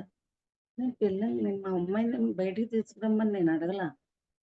మా పిల్లలకి ఆళ్ళమ్మ నాన్న వచ్చే వరకి ఆత్మస్థైర్యాన్ని ఇవ్వండి తండ్రి అని. అంతేగాని మా అమ్మాయిని విడిపించమని అప్పుడు కూడా నేను అడగలా. మేము గుడివాడ వెళ్ళిపోంగానే మా అమ్మాయి ఒక టీమ్ తయారు చేసింది మెడిటేషన్. ఆళ్ళందరూ వచ్చి మేడం, మేడం, మేడం ఎంత మంచిదో ఇలా జరిగింది. మా అందరికి బాధగా ఉంది. మనందరం కూర్చొని మెడిటేషన్ చేద్దామా? ఆ! మేడం తొందరగా వచ్చేయాలని నన్నడిగారు. కానీ నా ఆత్మకు తెలుసు కదా! తను చెప్పింది, "వద్దమ్మా నేను చెయ్యను." ఎందుకంటే తన డిజైను అక్కడ ఏం చెప్పాలని ఎళ్ళింది. ఇప్పుడు నేను చెప్పాననుకో, అది మధ్యలో వచ్చేస్తుంది. మనం అందరం ధ్యానం చేసి ఆ శక్తిని పంపిస్తే మధ్యలో వచ్చేస్తుంది. మళ్ళీ ఎళ్ళాల్సొస్తుంది జైలుకి. అలా కాదు. తనెక్కడ అన్నాళ్ళు ఉండాలో అన్నాళ్ళు ఉండాక వచ్చిందనుకో మళ్ళీ ఎళ్ళే పనుండదు అని చెప్పా. ఎందుకంటే మనకు తెలీదు. మన ఆత్మ అంత ఎదుగుదల ఉంది. ఇయన్నీ ఒక్కో అనుభవం మన ఆత్మ ఎంత ఎదిగింది అనేది మనకు బయటపడుతూ ఉంటుందనమాట. ఒక సమస్య వచ్చిందంటే అది సమస్య కాదు. మనకొక ఛాలెంజ్. నువ్వెంత ఎదిగావు అనేది మనకు తెలుపుతుంది. లేదా ఎంత ఎదగలేదు అనేది మనకు తెలుస్తుంది. అప్పుడు అనుకుంటాం. ఎదిగామనుకో బానే ఎదిగాం అనుకుంటాం. ఎదగలేదనుకో ఓహ్! ఇంకా నేను ఎదిగేదుంది సుమా ఇక్కడ అనుకుంటాం. అంటే ప్రతీదీ నువ్వు జ్ఞానపరంగా ఆలోచించుకోవాలి. అంతేగాని నాకెందుకొచ్చింది ఈ సమస్య అని అనుకోకూడదు. సమస్య రాకపోతే ఎలా ఎదుగుతావు నువ్వు? నీ జ్ఞానం నీకెలా తెలుస్తుంది? సమస్యొస్తేనేగా ఒక పరీక్ష పేపర్ ఇచ్చినప్పుడే గదా! నువ్వెలా రాయగలిగావు అనేది తెలుస్తది. మార్కులనేది ఆ లెక్చరర్ ఏస్తాడు నువ్వు రాసిన దాన్ని బట్టి. నువ్వు పరీక్ష లేకుండా ఉంటే నువ్వేం రాస్తావు? నువ్వేం చదివింది ఏమర్థమవుతుంది? మన జీవితంలో గూడా అంతే. మనం రాయాలి. అక్కడ మార్కులు పడినట్టే మనకి కష్టాలు రావాలి, సమస్యలు రావాలి. అన్నీ వచ్చినప్పుడే మనం ఎంత ఎదిగాము అనేది మనకర్థమవుతుంది. కాబట్టి కష్టం వచ్చినా, నష్టం వచ్చినా, సమస్యొచ్చినా ఏడవగూడదు, బాధపడకూడదు. దాంట్లో ఏం నేర్చుకోవాలా అనేది గ్రహించుకోండి. అంతేగాని నేను ధ్యానం చేస్తున్నా, నాకెందుకొచ్చింది ఈ కష్టం అంటే, ఇంక మీరు ఎదగలా. మనం ఎదగాలి అంటే ఇలాంటియి రావాలి. చక్కగా ఎదుర్కోవాలి. ఎదుర్కోవడానికి మనకు ధ్యాన శక్తి ఉంది. ఇలా ప్రతీదీ ఎంతో మనకి సార్ నేర్పాడు భూమి మీదకొచ్చి. ఒకసారి గుడివాడొచ్చారు సార్. అంతకుముందే అనుకుంటున్నా. సారొచ్చారు చాలా మందుంటారు. నన్నేం గుర్తిస్తారు ఈ సారు అనుకున్నా. కానే కాదు. అసలా ఎళ్ళిన కాడ నుంచి మా అమ్మాయి ఇంటికి భోజనానికి పిలిచింది ఆ రోజు. మాస్టర్స్ అందరూ వచ్చారు. భోజనాలు చేశారు. సారు హ్మ్. సార్‌ని బతిమిలాడి తీసుకొచ్చాం. సారు వాళ్ళు మా అమ్మాయి ఆళ్ళ ఇంట్లో అంటే మా అమ్మాయి అయితే ముందు రానన్నారు. తర్వాత గట్టిగా అంటే వస్తానన్నారు. మా అమ్మాయి బండి మీదే కూర్చొనొచ్చారు కార్‌లో రాకుండా. వస్తే నేను అనుకున్నా గదా మనసులో సార్ గారు మరసలా ఇంతమందొస్తారు నన్నేం గుర్తుంచుకుంటారు. అందుకని మాటికి అందరూ ఉన్నా సరే, "నీలిమా, నీలిమా మీ అమ్మ ఏదని" అడిగారు. నేను ఆ మూల ఉండేదాన్ని. "ఇక్కడే ఉన్నాను సార్" అనేదాన్ని. మళ్ళీ ఇంకో 10 నిమిషాలు, పావుగంట అయ్యాక, "నీలిమా మీ అమ్మ ఏదని" అడిగేవారు. ఎందుకంటే కొత్త వాళ్ళున్నారు. మనం ఉండకూడదు. వాళ్ళు నేర్చుకోవాలి గదా సార్ దగ్గర. మళ్ళీ నేనిక్కడే ఉన్నానని. అంటే ఒక గురువు మన లోపలున్న ఆలోచనని ప్రతీదీ పసిగడతారు. మనకి ఏది కావాలో అది అందిస్తారు. సార్ అలా భోంచేస్తుంటే పక్కన కూర్చున్నారు. అన్నం తింటున్నారు. నాకేమో సార్ దగ్గర తినాలనిపిస్తా ఉంది అన్నం. కానీ అడగలేను. నాకు పెట్టండి అని. తింటున్నారు. ఆఖరికి పెరుగన్నం వచ్చింది. అయిపోతా ఉంది అన్నం. నాకేమో లోపల తినాలి అని. సార్ నాకు పెట్టరా ఒక ముద్ద అన్నా. తింటావా? అని చక్కగా ఒక ముద్ద పెట్టారు. తిన్నాము. మరి ఏంటంటే, అలా ప్రతీదీ మనని అర్థం చేసుకుంటూ, మనకి ఏది కావాలో అది అందిస్తూ, కానీ ఏది చేయించాలో అది చేయించుతూ, మన ప్రయాణాన్ని అలా చేసేవారు. మరి ప్రతిసారి కనీసం 2 నెలలకైనా సార్ నాకెన్ని సార్లు ఫోను చేసేవారు. "ఏంటి మేడం సంగతులని?" నాకైతే ఇప్పుడు గుర్తులేదు గానీ, చేసిన ప్రతిసారి ఏయోటి చెప్పేదాన్ని. అలాగని నేనేం పిరమిడ్స్ బయటికెళ్ళి కట్టించేదాన్ని గాదు. అందరికి మళ్ళీ ఎక్కువ ర్యాలీలు పెట్టేదాన్ని కాదు. ఏమీ కాదు. కానీ సారు నేను రమ్మనకపోయినా సారు వచ్చేవారు, ఉండేవారు, వెళ్ళేవారు. అలాగే ఫోను చేసేవారు. ఆహ్, భీమవరం, గుంటూరు దీంట్లో ఐఎఫ్ఎస్ఎస్ ప్రోగ్రామ్‌లు జరిగినప్పుడు వెళ్ళినప్పుడు తెల్లారి ఫోను చేసేవారు. మేడం ప్రోగ్రామ్ ఎలా ఉందని అడిగేవారు. చెప్పేదాన్ని. సార్ ఎంత బావున్నాయో సార్. మేము ఎక్కడికి ఏ సంస్థ దగ్గరికి ఎళ్ళకుండా మీరే అందరిని పిలిచి ఆళ్ళ జ్ఞానాన్ని మా దగ్గర చెప్పించారు సార్. ఎంత అద్భుతం. అలాగే ఏ సంస్థ అయినా వాళ్ళ బుక్సే అమ్మేస్తుంది. కానీ మరి మీరు ఇన్ని సంస్థల బుక్కులు గూడా మీరు అమ్మేస్తున్నారంటే మీరెంత గ్రేట్ సార్ అనేదాన్ని. అని ఒకటే అనేదాన్ని. సార్ ఎంతమంది ఎన్ని సాధనలు చెప్పినా నాకు మన సాధనే చాలా బాగుందనిపిస్తుంది సార్ అని చెప్పేదాన్ని. అలా చాలా సార్లు ఫోన్ చేసేవారు. నా మనసు కొంచెం బాగోకపోయినా సార్ దగ్గర నుంచి ఫోనొచ్చేది. తర్వాత తర్వాత నాకు బాగోపోయింది నేను చేసేదాన్ని సార్‌ది. అసలు మాట సాంతం పూర్తి అవ్వకుండానే క్లీన్ అయిపోయి హ్యాపీగా ఉండేదాన్ని. అలా సార్ నా చేత పుస్తకం రాయించారు. హ్మ్. 'విమల జీవితం' అని పేరు ఆయనే పెట్టారు. రాశాను. ధ్యాన మహాచక్రంలో విడుదల చేశారు ఆ బుక్‌ని గూడా. ఏంటంటే ఏది చెప్పితే అది మనం కొట్టాలి. ఎందుకంటే అది మన డిజైన్‌లో ఒక పాత్ర. మనం వేసుకొచ్చిందే మనకు గుర్తు చేస్తారాయన. అనేది మనకు అర్థమైందనుకో మనం నో అనేది మనం చెప్పం. ఓకే అని చెప్పడమే మన పని అన్నీ ఆయనే చేస్తారు. అలా ప్రతీదీ మరి చేసి ఈ రోజున ఇంత చక్కగా ధైర్యంగా ఉన్నాము అంటే ఎంత అదృష్టం అయితే, ఎంత సుకృతం అయితే ఆ పత్తిసారి అడుగుజాడల్లో మనం నడుస్తూ ఉన్నాం. మరి అలాగే ఎన్ని సార్లో వచ్చారు మా ఇంటికి. వచ్చారు మాతో ఉన్నారు. ఇంకోటి భలే అద్భుతమైన విషయం. సార్ గారు వచ్చారా రాత్రి పడుకున్నారు. తెల్లారి ఒక ఊరు పేరు మర్చిపోయాను. అక్కడ ర్యాలీ సార్ గారి క్లాస్ ఉంది. మరి సార్ గారొచ్చారంటే మీ అందరికి తెలుసు. ఎంతో మందొస్తారు. ఆ పొద్దున పూట టిఫిను, పెసరట్లు, ఉప్మా అయన్నీ చేసుకొని వచ్చినోళ్ళొస్తున్నారు. టిఫిన్‌లు చేస్తున్నారు. సార్ ఆ ఊరెళ్ళిపోవాలి టిఫిన్ తినేసి. అయితే నేనేం చేశానంటే కేశవరాజు గారిని సార్ నేను వస్తాను ఆ ఊరు మా వారిని రమ్మన్నాను. అలాగే అన్నారు. నేను వస్తాను సార్ అన్నా. రండమ్మా. సార్‌తో పాటు అసలు నేను ఇంట్లో కూడా ఎవరికీ చెప్పలా. అసలిక్కడ వచ్చినోళ్ళు టిఫిన్ చేస్తా అన్నారు. మా పిల్లలేస్తున్నారు, చేస్తున్నారు. నేను ఆ పళాన వదిలేసి ఎళ్ళిపోయా సార్ గారి కార్‌లో. ఇంక తర్వాత కాసేపున్నాక మా అమ్మాయి, మా ఇంటికొచ్చినోళ్ళు, "ఏది విమలక్కేది? విమల ఏది? అమ్మేది?" అని ఎతుక్కుంటే నేను లేను. సార్‌తో ఎళ్ళిందన్నారు. ఆళ్ళందరికి ఒకటే ఆశ్చర్యం. అది మామూలుగా బాహ్య ప్రపంచంలో మన చుట్టాలు గాని, మన ఫ్రెండ్స్ గానొస్తే, మనం అసల అలాంటి సిట్యుయేషన్‌లో మనం బయటికెళ్తామా? చెప్పండి. ఇంతమంది ఇంటి నిండా ఉంటే, అందరిని వదిలేసి మనం ఎళ్తే ఆళ్ళు ఊరుకుంటారా? కానీ నేను సార్ గారితో వెళ్ళిపోయా. వెళ్ళిపోయి అక్కడ మీటింగ్ అన్నీ అయ్యాక, రాత్రి 7 ఎంతో అయింది ఇంటికొచ్చేప్పటికి. అంటే ఒక గురువుతో మనం వెళ్తే, మనం మనకెలా జరుగుతుంది అనే దానికి చెప్తున్నా. మా ఇల్లు తళతళ మెరిసిపోతా ఉంది. నేనెలా వదిలేసెళ్ళాను, చుట్టాలందరూ ఉన్నారు. మెడిటేటర్స్ ఉన్నారు. వాళ్ళందరూ టిఫిన్‌లు, ప్లేట్‌లు ఆ క్రితం రోజున ఎంతో 70 మంది ఎంతమంది భోంచేశారు. మరి అయన్నీ మా వోళ్ళందరూ చక్కగా అందరూ తోమేసినోళ్ళు తోమేశారు. క్లీన్ చేసేవాళ్ళు క్లీన్ చేశారు. ఆఖరికి స్టవ్ గట్టు కూడా క్లీన్ చేసి ఎక్కడియి అక్కడ పెట్టి ఎళ్ళిపోయారండి. ఎక్కడియి అక్కడ పెట్టి ఎళ్ళిపోతే ఆశ్చర్యమేసింది. అప్పుడనుకున్నా. ఏ గురువుతో ప్రయాణం అంటే అలా ఉంది. మనం గురువు కోసం వెళ్ళిపోయాం. కానీ అక్కడ ఆయనేం జేయించాడు? అందరితో పని జేయించి, ఏ కష్టము లేకుండా హ్యాపీగా చేయించారు పని. అవునా కదా? అంటే మనం గురువుని నమ్ముకున్నామంటే మనం అలా వెళ్ళిపోవాలి. ఇక్కడ ఆళ్ళున్నారు, వీళ్ళున్నారు, మా ఆయన ఏమనుకుంటాడు, చుట్టాలేమనుకుంటారో అనుకుంటే మనం ఏ పని చేయలేం. మేడం టైం ఎంతయిందో? నేను చెప్పుకెళ్ళిపోతున్నా. అంతే. మనకి అంత అద్భుతమైన గురువు లైవ్‌లో మనకుండటం మనకెంత అదృష్టం మేడం. ఎంత నడిపిస్తున్నాడు ఆయన్ని. ఎంత ఎప్పుడు అనుకునేదాన్ని నాకెప్పుడు నాకు నేను కనిపించేదాన్ని కొత్తలో. మొహం అంతా తెల్లగా మాసికలు కనిపించినట్టు నాకు. సార్ దగ్గరికెళ్ళాలంటే భయం. ఇంత మాసికలేసుకొని ఎళ్ళనా ఆయన దగ్గరికి అనుకునేదాన్ని. ఆ మాసికలేంటి, ఆ గత జన్మ తాలూకు మాసికలు. అప్పుడు మనకర్థం గాదు. ఇయన్నీ ఆయనకి అంటిస్తా గౌన్స్ అనుకునేదాన్ని. అలా ప్రయాణం చేసి ఆయనంతా క్లీన్ చేసి పంపించేవారు మనని. పంపించేటప్పుడు మననెలా తయారు చేశారు? చక్కగా ఉతికి ఆరేసి గంజి పెట్టి ఇస్త్రీ చేసి పెట్టారు. నిజంగా మేడం ఎంత అద్భుతం. మా అల్లుడు గారు కరోనాలో చనిపోయారు.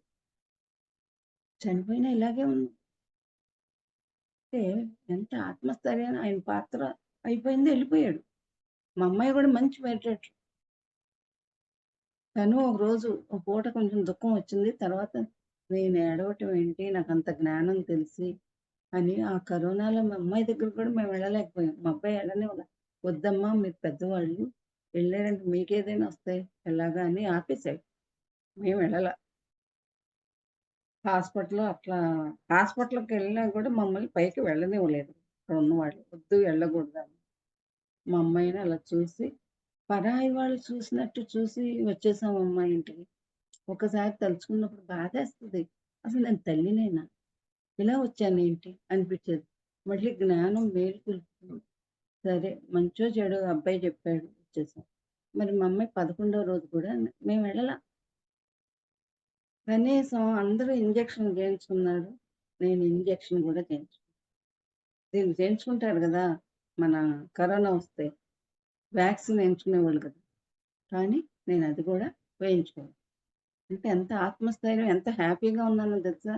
హ్యాపీగా మాకు చుట్టాలు దూరం అయినా సరే 3 పూటలు నాకు అన్నీ చేసి పంపించేది. హాయిగా ధ్యానం చేసుకోవటం, సెల్ చూసుకోవటం హ్యాపీగా. అప్పుడు కూడా ఫోన్ చేసేవారు సార్. "మేడం ఎలా ఉన్నారు?"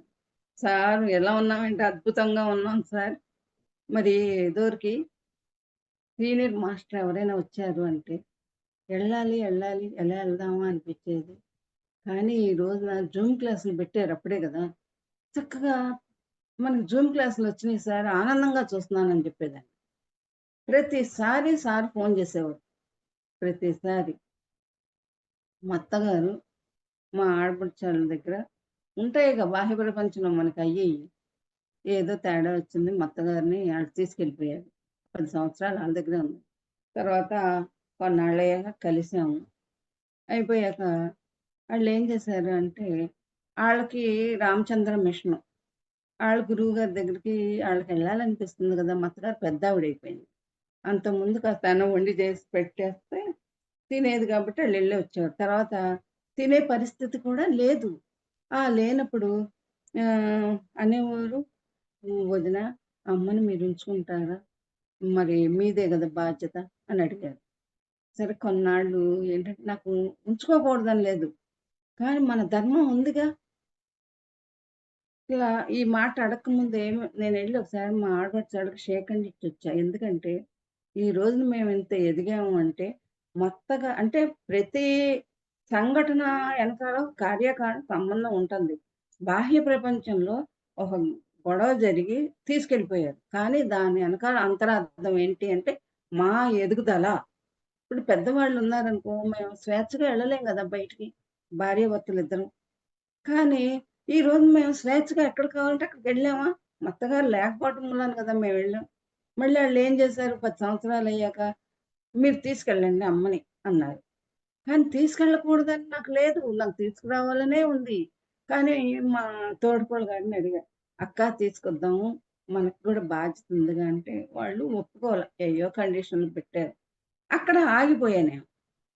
ఆగిపోయేప్పటికి అటు ఇటు ఒకరోజు తీసుకొచ్చేసారు మా అత్తగారిని. తీసుకొచ్చేసి, "వదిన తీసుకొచ్చాము. నువ్వే చూసుకోవాలి. మా గురువుగారు చెప్పారు నాకు" అంది. "అలాగేలేమ్మా" అలాగేలేమ్మా అన్నాక ఉంచారు.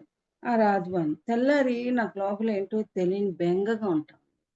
ఏంటి ఇలా ఇదివరకు మళ్ళీ నాకెందుకు బెంగొచ్చింది? అనుకుని మా వారిని అడిగా, "ఏంటోనండి నాకు బెంగగా ఉందంటే" "నీ మొహం నీకు అమ్మని చూసుకోవాలి కదా! ఏదో బెంగొచ్చుంటుందని." కాదు కాదు అనుకున్నా. మూడో రోజు పెద్దసారి గారు వెంటనే ఫోన్ చేశారు. అంటే నా లోపల చిన్నదొచ్చినా ఆయన ఊరుకోరు. ఫోన్ చేసి "మేడం ఏంటి సంగతులు" అని అడిగారు. అసలు వెంటనే చిన్నపిల్ల చెప్పేసినట్టు నేను చెప్తున్నా, "సార్ మరి మా అత్తని పాపాయి వచ్చింది సార్ మా ఇంటికి. నాకు వచ్చిందని బాధ లేదు సార్." మళ్ళీ అక్కడ ఆయనకి చెబుతున్నా. "మీ దగ్గరికి నేను ఎప్పుడైనా రావాలంటే" అని మళ్ళీ అక్కడ నెగెటివ్ మాట్లాడకూడదు గదా! వెంటనే "సార్ ఈసారి మీరున్నారుగా మీరే చూసుకుంటారులే సార్" అని అమాయకంగా చెప్పుకెళ్ళిపోతున్నా. అలాగా, అలాగా అన్నారు. అసలు ఫోను పెట్టేసే లోపలే అసలు ఎంత ఎనర్జీ వచ్చిందంటే నేను మళ్ళీ గాల్లో తేలిపోతున్నా. ఒక బెంగ గాని, ఒక భయం గాని అసలు ఏమీ లేదు. అసల ఏ ఆలోచన లేదు. వర్తమానంలోనే ఉన్నా. ఇప్పుడు కాఫీ ఇవ్వాలి. కాఫీ గూడా తాగలేని పరిస్థితిలో ఉందావిడ. ఇంతే ఒక గుక్క కాఫీ. ఇడ్లీ ఎంత అరముక్క. అట్లా. ఈ టయానికి అవును బాత్రూమ్‌కి తీసుకెళ్ళాలి. ఈ టైంకి స్నానం చేయించాలి. ఇలా ఏంటంటే అంతే తప్పితే మైండ్‌లో అసలు నాకు ఏమీ లేదు. అంత ఎనర్జీ. కానీ ఆ 3 నెలలున్నారు. కానీ నేను మా వారైనా ఒక 15 రోజులైనా ఆమెకి కావాల్సినయి అలా చేశాం గానీ, తక్మా రోజులన్నీ ఎ ఎవ్వరైతే మా ఆడపడుచోళ్ళు ముగ్గురు మా అత్తగారికి చేస్తామని తీసుకెళ్లారో, ఆ ముగ్గురే మా ఇంటికొచ్చి చేశారు. అంటే గురువు అనేది చూసారా ఎంత గొప్పో! నేను చూసుకోలే. ఎప్పుడైతే నువ్వు మనస, వాచ, కర్మణ అంగీకరించావో, ఎప్పుడైతే ప్రతీదీ యాక్సెప్ట్ చేశావో, ఆయన చూసుకుంటాడు. నీకెలా? ఆళ్ళే చేశారమ్మా. ఆఖరికి జాన్మహా యజ్ఞమా, చక్రమో వచ్చింది 11 రోజులు. ఆ రోజున తీసుకొచ్చి పడుకోబెట్టి, "వదిన నువ్వే చూసుకోవాలి" అన్నారు. అలాగేలే అని నేనొకటన్నా. "అమ్మా నేనే చూసుకుంటాను. ఎప్పుడైనా సార్ దగ్గరికి వెళ్ళాలి అనిపిస్తే మీ అక్క చెల్లెళ్ళు ఎవరైనా వచ్చి ఉండండమ్మా." వాళ్ళన్నారు, తప్పకుండా ఉంటాం వదిన" అని చెప్పారు. సరే అని ఆళ్ళు ఒప్పుకున్నారుగా. ఫోను చేసి చెప్పాం వారం రోజుల ముందు. "అమ్మ మేము ధ్యానమాల చెప్పడానికెళ్తాం. హ్మ్. మీరు రండి" అంటే వచ్చారు. మా వారన్నారు, "అక్కాళ్ళకి అన్నీ తెలీదు గదా! నువ్వు వెళ్ళు. తర్వాత నేనొస్తాలే ఒక వారం అయ్యాక నువ్వొచ్చేద్దువు గానీ, తర్వాత నేనొస్తానన్నారు." అలాంటిది నేను ఒక సూట్ కేస్ సర్దుకుని ఎళ్ళిపోయాను. ఇంకో సూట్ కేస్ సర్ది ఉంచా ఎందుకైనా మంచిదని. ఒక రోజు, 2 రోజులు "అక్క ఇక్కడ పాలుంటాయి, ఇక్కడ ఇదని" చెప్పారు. మూడో రోజునే అంతే. రెండో రోజు ఆళ్ళ అక్కయ్య అంది, "తమ్ముడు అన్నీ ఇక్కడిక్కడే గదా! నువ్వు గూడా ఎళ్ళిపో. జన్మహా చక్రానికి ఉండక్కర్లేదులే నాన్న" అంది. అసల మూడో రోజునే మా వారొచ్చేసారక్కడికి. 11 రోజులు ఉన్నాము. 11 రోజులు మా అత్తగారు మంచం మీదే ఉన్నారు. ఆవిడ కొంచెం కొంచెమే తాగుతున్నారు. 11 రోజు పొద్దున్నే 5కి ఫోనొచ్చింది. వాళ్ళ అమ్మ పరిస్థితి ఏం బాగాలేదు. వచ్చేసేయండి. ధ్యానం అయిపోయాక ఇద్దరం బయలుదేరి వచ్చేసాం. రావటమే బస్సులోనే ఆలోచనలు. ఎందుకంటే బాగోలేదు. ఆవిడ అటు ఇటుగా ఉన్నారు. నేను కళ్ళు మూసుకొని, మరిప్పుడు ఏదైనా అయిందంటే ఏం చేయాలి? పిప్పల ప్రసాద్ గారి ప్రోగ్రామ్ పెడదాం. పుస్తకాలు కొందాం. అందరికి గిన్నెలు, బొచ్చెలు ఇస్తారు చనిపోతే. కాదు మన పుస్తకాలిద్దాం. ఇలా అని లోపల అనుకుంటా ప్లానేసుకుంటా వచ్చాము. వచ్చాము. ఆ రాత్రి రాంగానే ముందు ఆవిడ కృతజ్ఞతలు చెప్పాలిగా. మరి 11 రోజులు ఆవిడ మా కోసమే అలా ఎదురు చూస్తూ ఉంది. ఉన్నప్పుడు షేక్ హ్యాండ్ ఇచ్చి, ఆవిడకి నోట్లో తులసి తీర్థం పోసి, "తల్లి, బంగారు తల్లి నీకు కృతజ్ఞతలు చెప్పుకుంటున్నాం.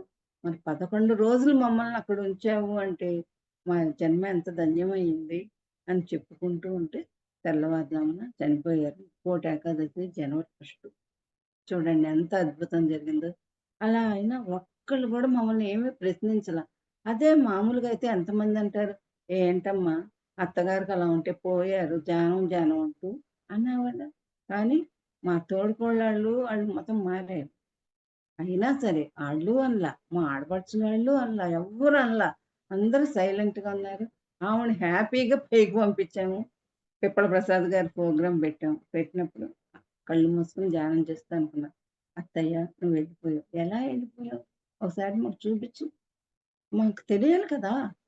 అంటే మాట్లాడలా, కనిపించలా. 2 సార్లు అడిగా. మూడోసారి "నువ్వు కనిపించకపోతే ఎలా? నువ్వు వెళ్ళింది మాకు తెలియాలి కదా!" అంటే అప్పుడు కనిపించింది. చక్కగా బాస్కెట్‌లేసుకొని ఇలా దండం పెట్టుకుంటా ఆనందంగా పైకెళ్ళిపోతాం. చూసారా? మనం ఎప్పుడైనా ప్యూరిటీ కావాలి భగవంతుడికి. భగవంతుడంటే ఎవరు? గురువే భగవంతుడు. అన్నీ ఆయనే. ఆ ప్యూరిటీగా నువ్వెప్పుడుంటావో, ఆయన ఇంకసలు నిన్నెలా చూసుకుంటాడో నేను చెప్పలేను. ఈ రోజు వరకు మేడం అసలు నేను ఏది అడగక్కర్లా. నాకక్కడ అమర్చి పెడుతుంది ప్రకృతి. ఏది కావాలి అసలు నాకది కావాలని కూడా తెలీదు. తెలియకుండానే అది రాంగానే ఓహ్! ఇప్పుడు నాకిది కావాల్సనుకుంటా. ఆ ప్రకృతి నన్ను కన్న తల్లయితే పై వరకే చూస్తుంది. ప్రకృతి మాత, గురువు మన అంతరంగంలోకి చూస్తారు. మనకి ఏది కావాలంటే అది అమర్చి పెడతారు. అంటే చూడండి ఎలా నేర్చుకుంటున్నా ఇంకా నేర్చుకునేయున్నాయి. నా భర్తను ఎంత ప్రేమగా చూసుకుంటాను. ఆయన కూడా నన్ను అంత ప్రేమగా చూసుకుంటారు. మనం ఏదో తెలీదు ధ్యానం లేనప్పుడు చూసుకుంటాం. నా భర్తకు అదిష్టం, ఇదిష్టం. కాదు. ఇది ఒక ఎనర్జీతో చూస్తాం. ఆయన అంత ఇదిగా చూస్తారు నన్ను గూడా. అయితే వర్తమానంలో ఉండటం. నేను నేర్చుకున్నయి చెబుతున్నా. సాధన. ప్రతీదీ యాక్సెప్ట్ చేయటం. అది కష్టమే, నష్టమే ఏదైనా యాక్సెప్ట్ చేయటం. జరుగుతూ ఉండటం. సాక్షిగా ఉండటం. ఇయన్నీ నేను సాధనలో బాగా నేర్చుకున్నా. కానీ ఒక్క క్షణం ఎరుకు తప్పినా వెంటనే మళ్ళీ ఎరుకు తెచ్చుకొని సరిచేసుకుంటున్నా నేను. అదంతా ఎవరు చెప్పారు మనకి? ఆయన చెప్పిన జ్ఞానమేగా! ఏ ఏ మహానుభావుడన్నా మనకు చెప్పాడా? మనకెవ్వరు చెప్పలా. ఇంత చక్కగా చేసి మనని చక్కగా తయారు చేశాడు. ఒక అందమైన శిల్పంలాగా తయారు చేశాడాయన. ఎంత మట్టి గట్టుకుని ఆ భూమిలోనో ఉన్నట్టు ఉన్న శిల్పాన్ని ఆయన బయటికి తీసి ఇంత శుభ్రం చేసి చక్కగా మరి అలా నిలబెట్టాడు. "ఈ విశ్వం కోసం వచ్చావమ్మా నువ్వు. విశ్వంలో పని చేయటానికి వచ్చావు" అని. అలా ఇలా కాదు. ఇలాగ ఎన్నెన్నో ఆయనతో అనుభవాలనమాట. ఒకసారి మర్చిపోతా కూడా చెప్తాం. అంతటి అనుభవాలు పుట్ట సార్ గారు హ్మ్.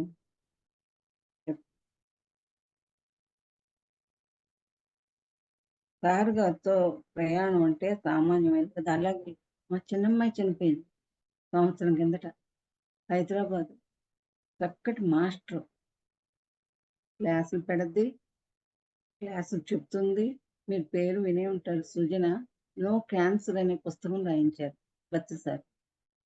2 ప్రింట్‌లేయించింది. ఆమె సడెన్‌గా పోయారు. పోతే ఒకటే అమ్మడు నీ పాత్ర అయిపోయిందా? నువ్వు కూడా వెళ్ళిపోయావా? అని. ఇద్దరు ఆడపిల్లలు. ఆ ఇద్దరు ఆడపిల్లల్ని ఎలా తయారు చేసిందంటే కళ్ళెమ్మట నీళ్లు రాలేదు మేడం. అంత అద్భుతంగా ఉండి ఒకళ్ళనొకళ్ళు ఆళ్ళే ఓదార్చుకున్నారు. "చెల్లి ఏడవమాకు నువ్వు. మనకు అమ్ముంది. పైనుంచి మనం చూస్తా ఉంది. మనం ఏడవటం కాదు. అమ్మకి ఏదిష్టమో అది మనం చేద్దాం." ఎంత అద్భుతం అండి. ఎవరంటారు ఆ మాట? అమ్మకి ఏదిష్టమో అది చేద్దామని మా అమ్మాయి చెప్పిందంట. పలానా అక్షయ పాత్ర దాంట్లో కూడా మా అమ్మాయిది ఒకటి పోస్ట్ ఉంది.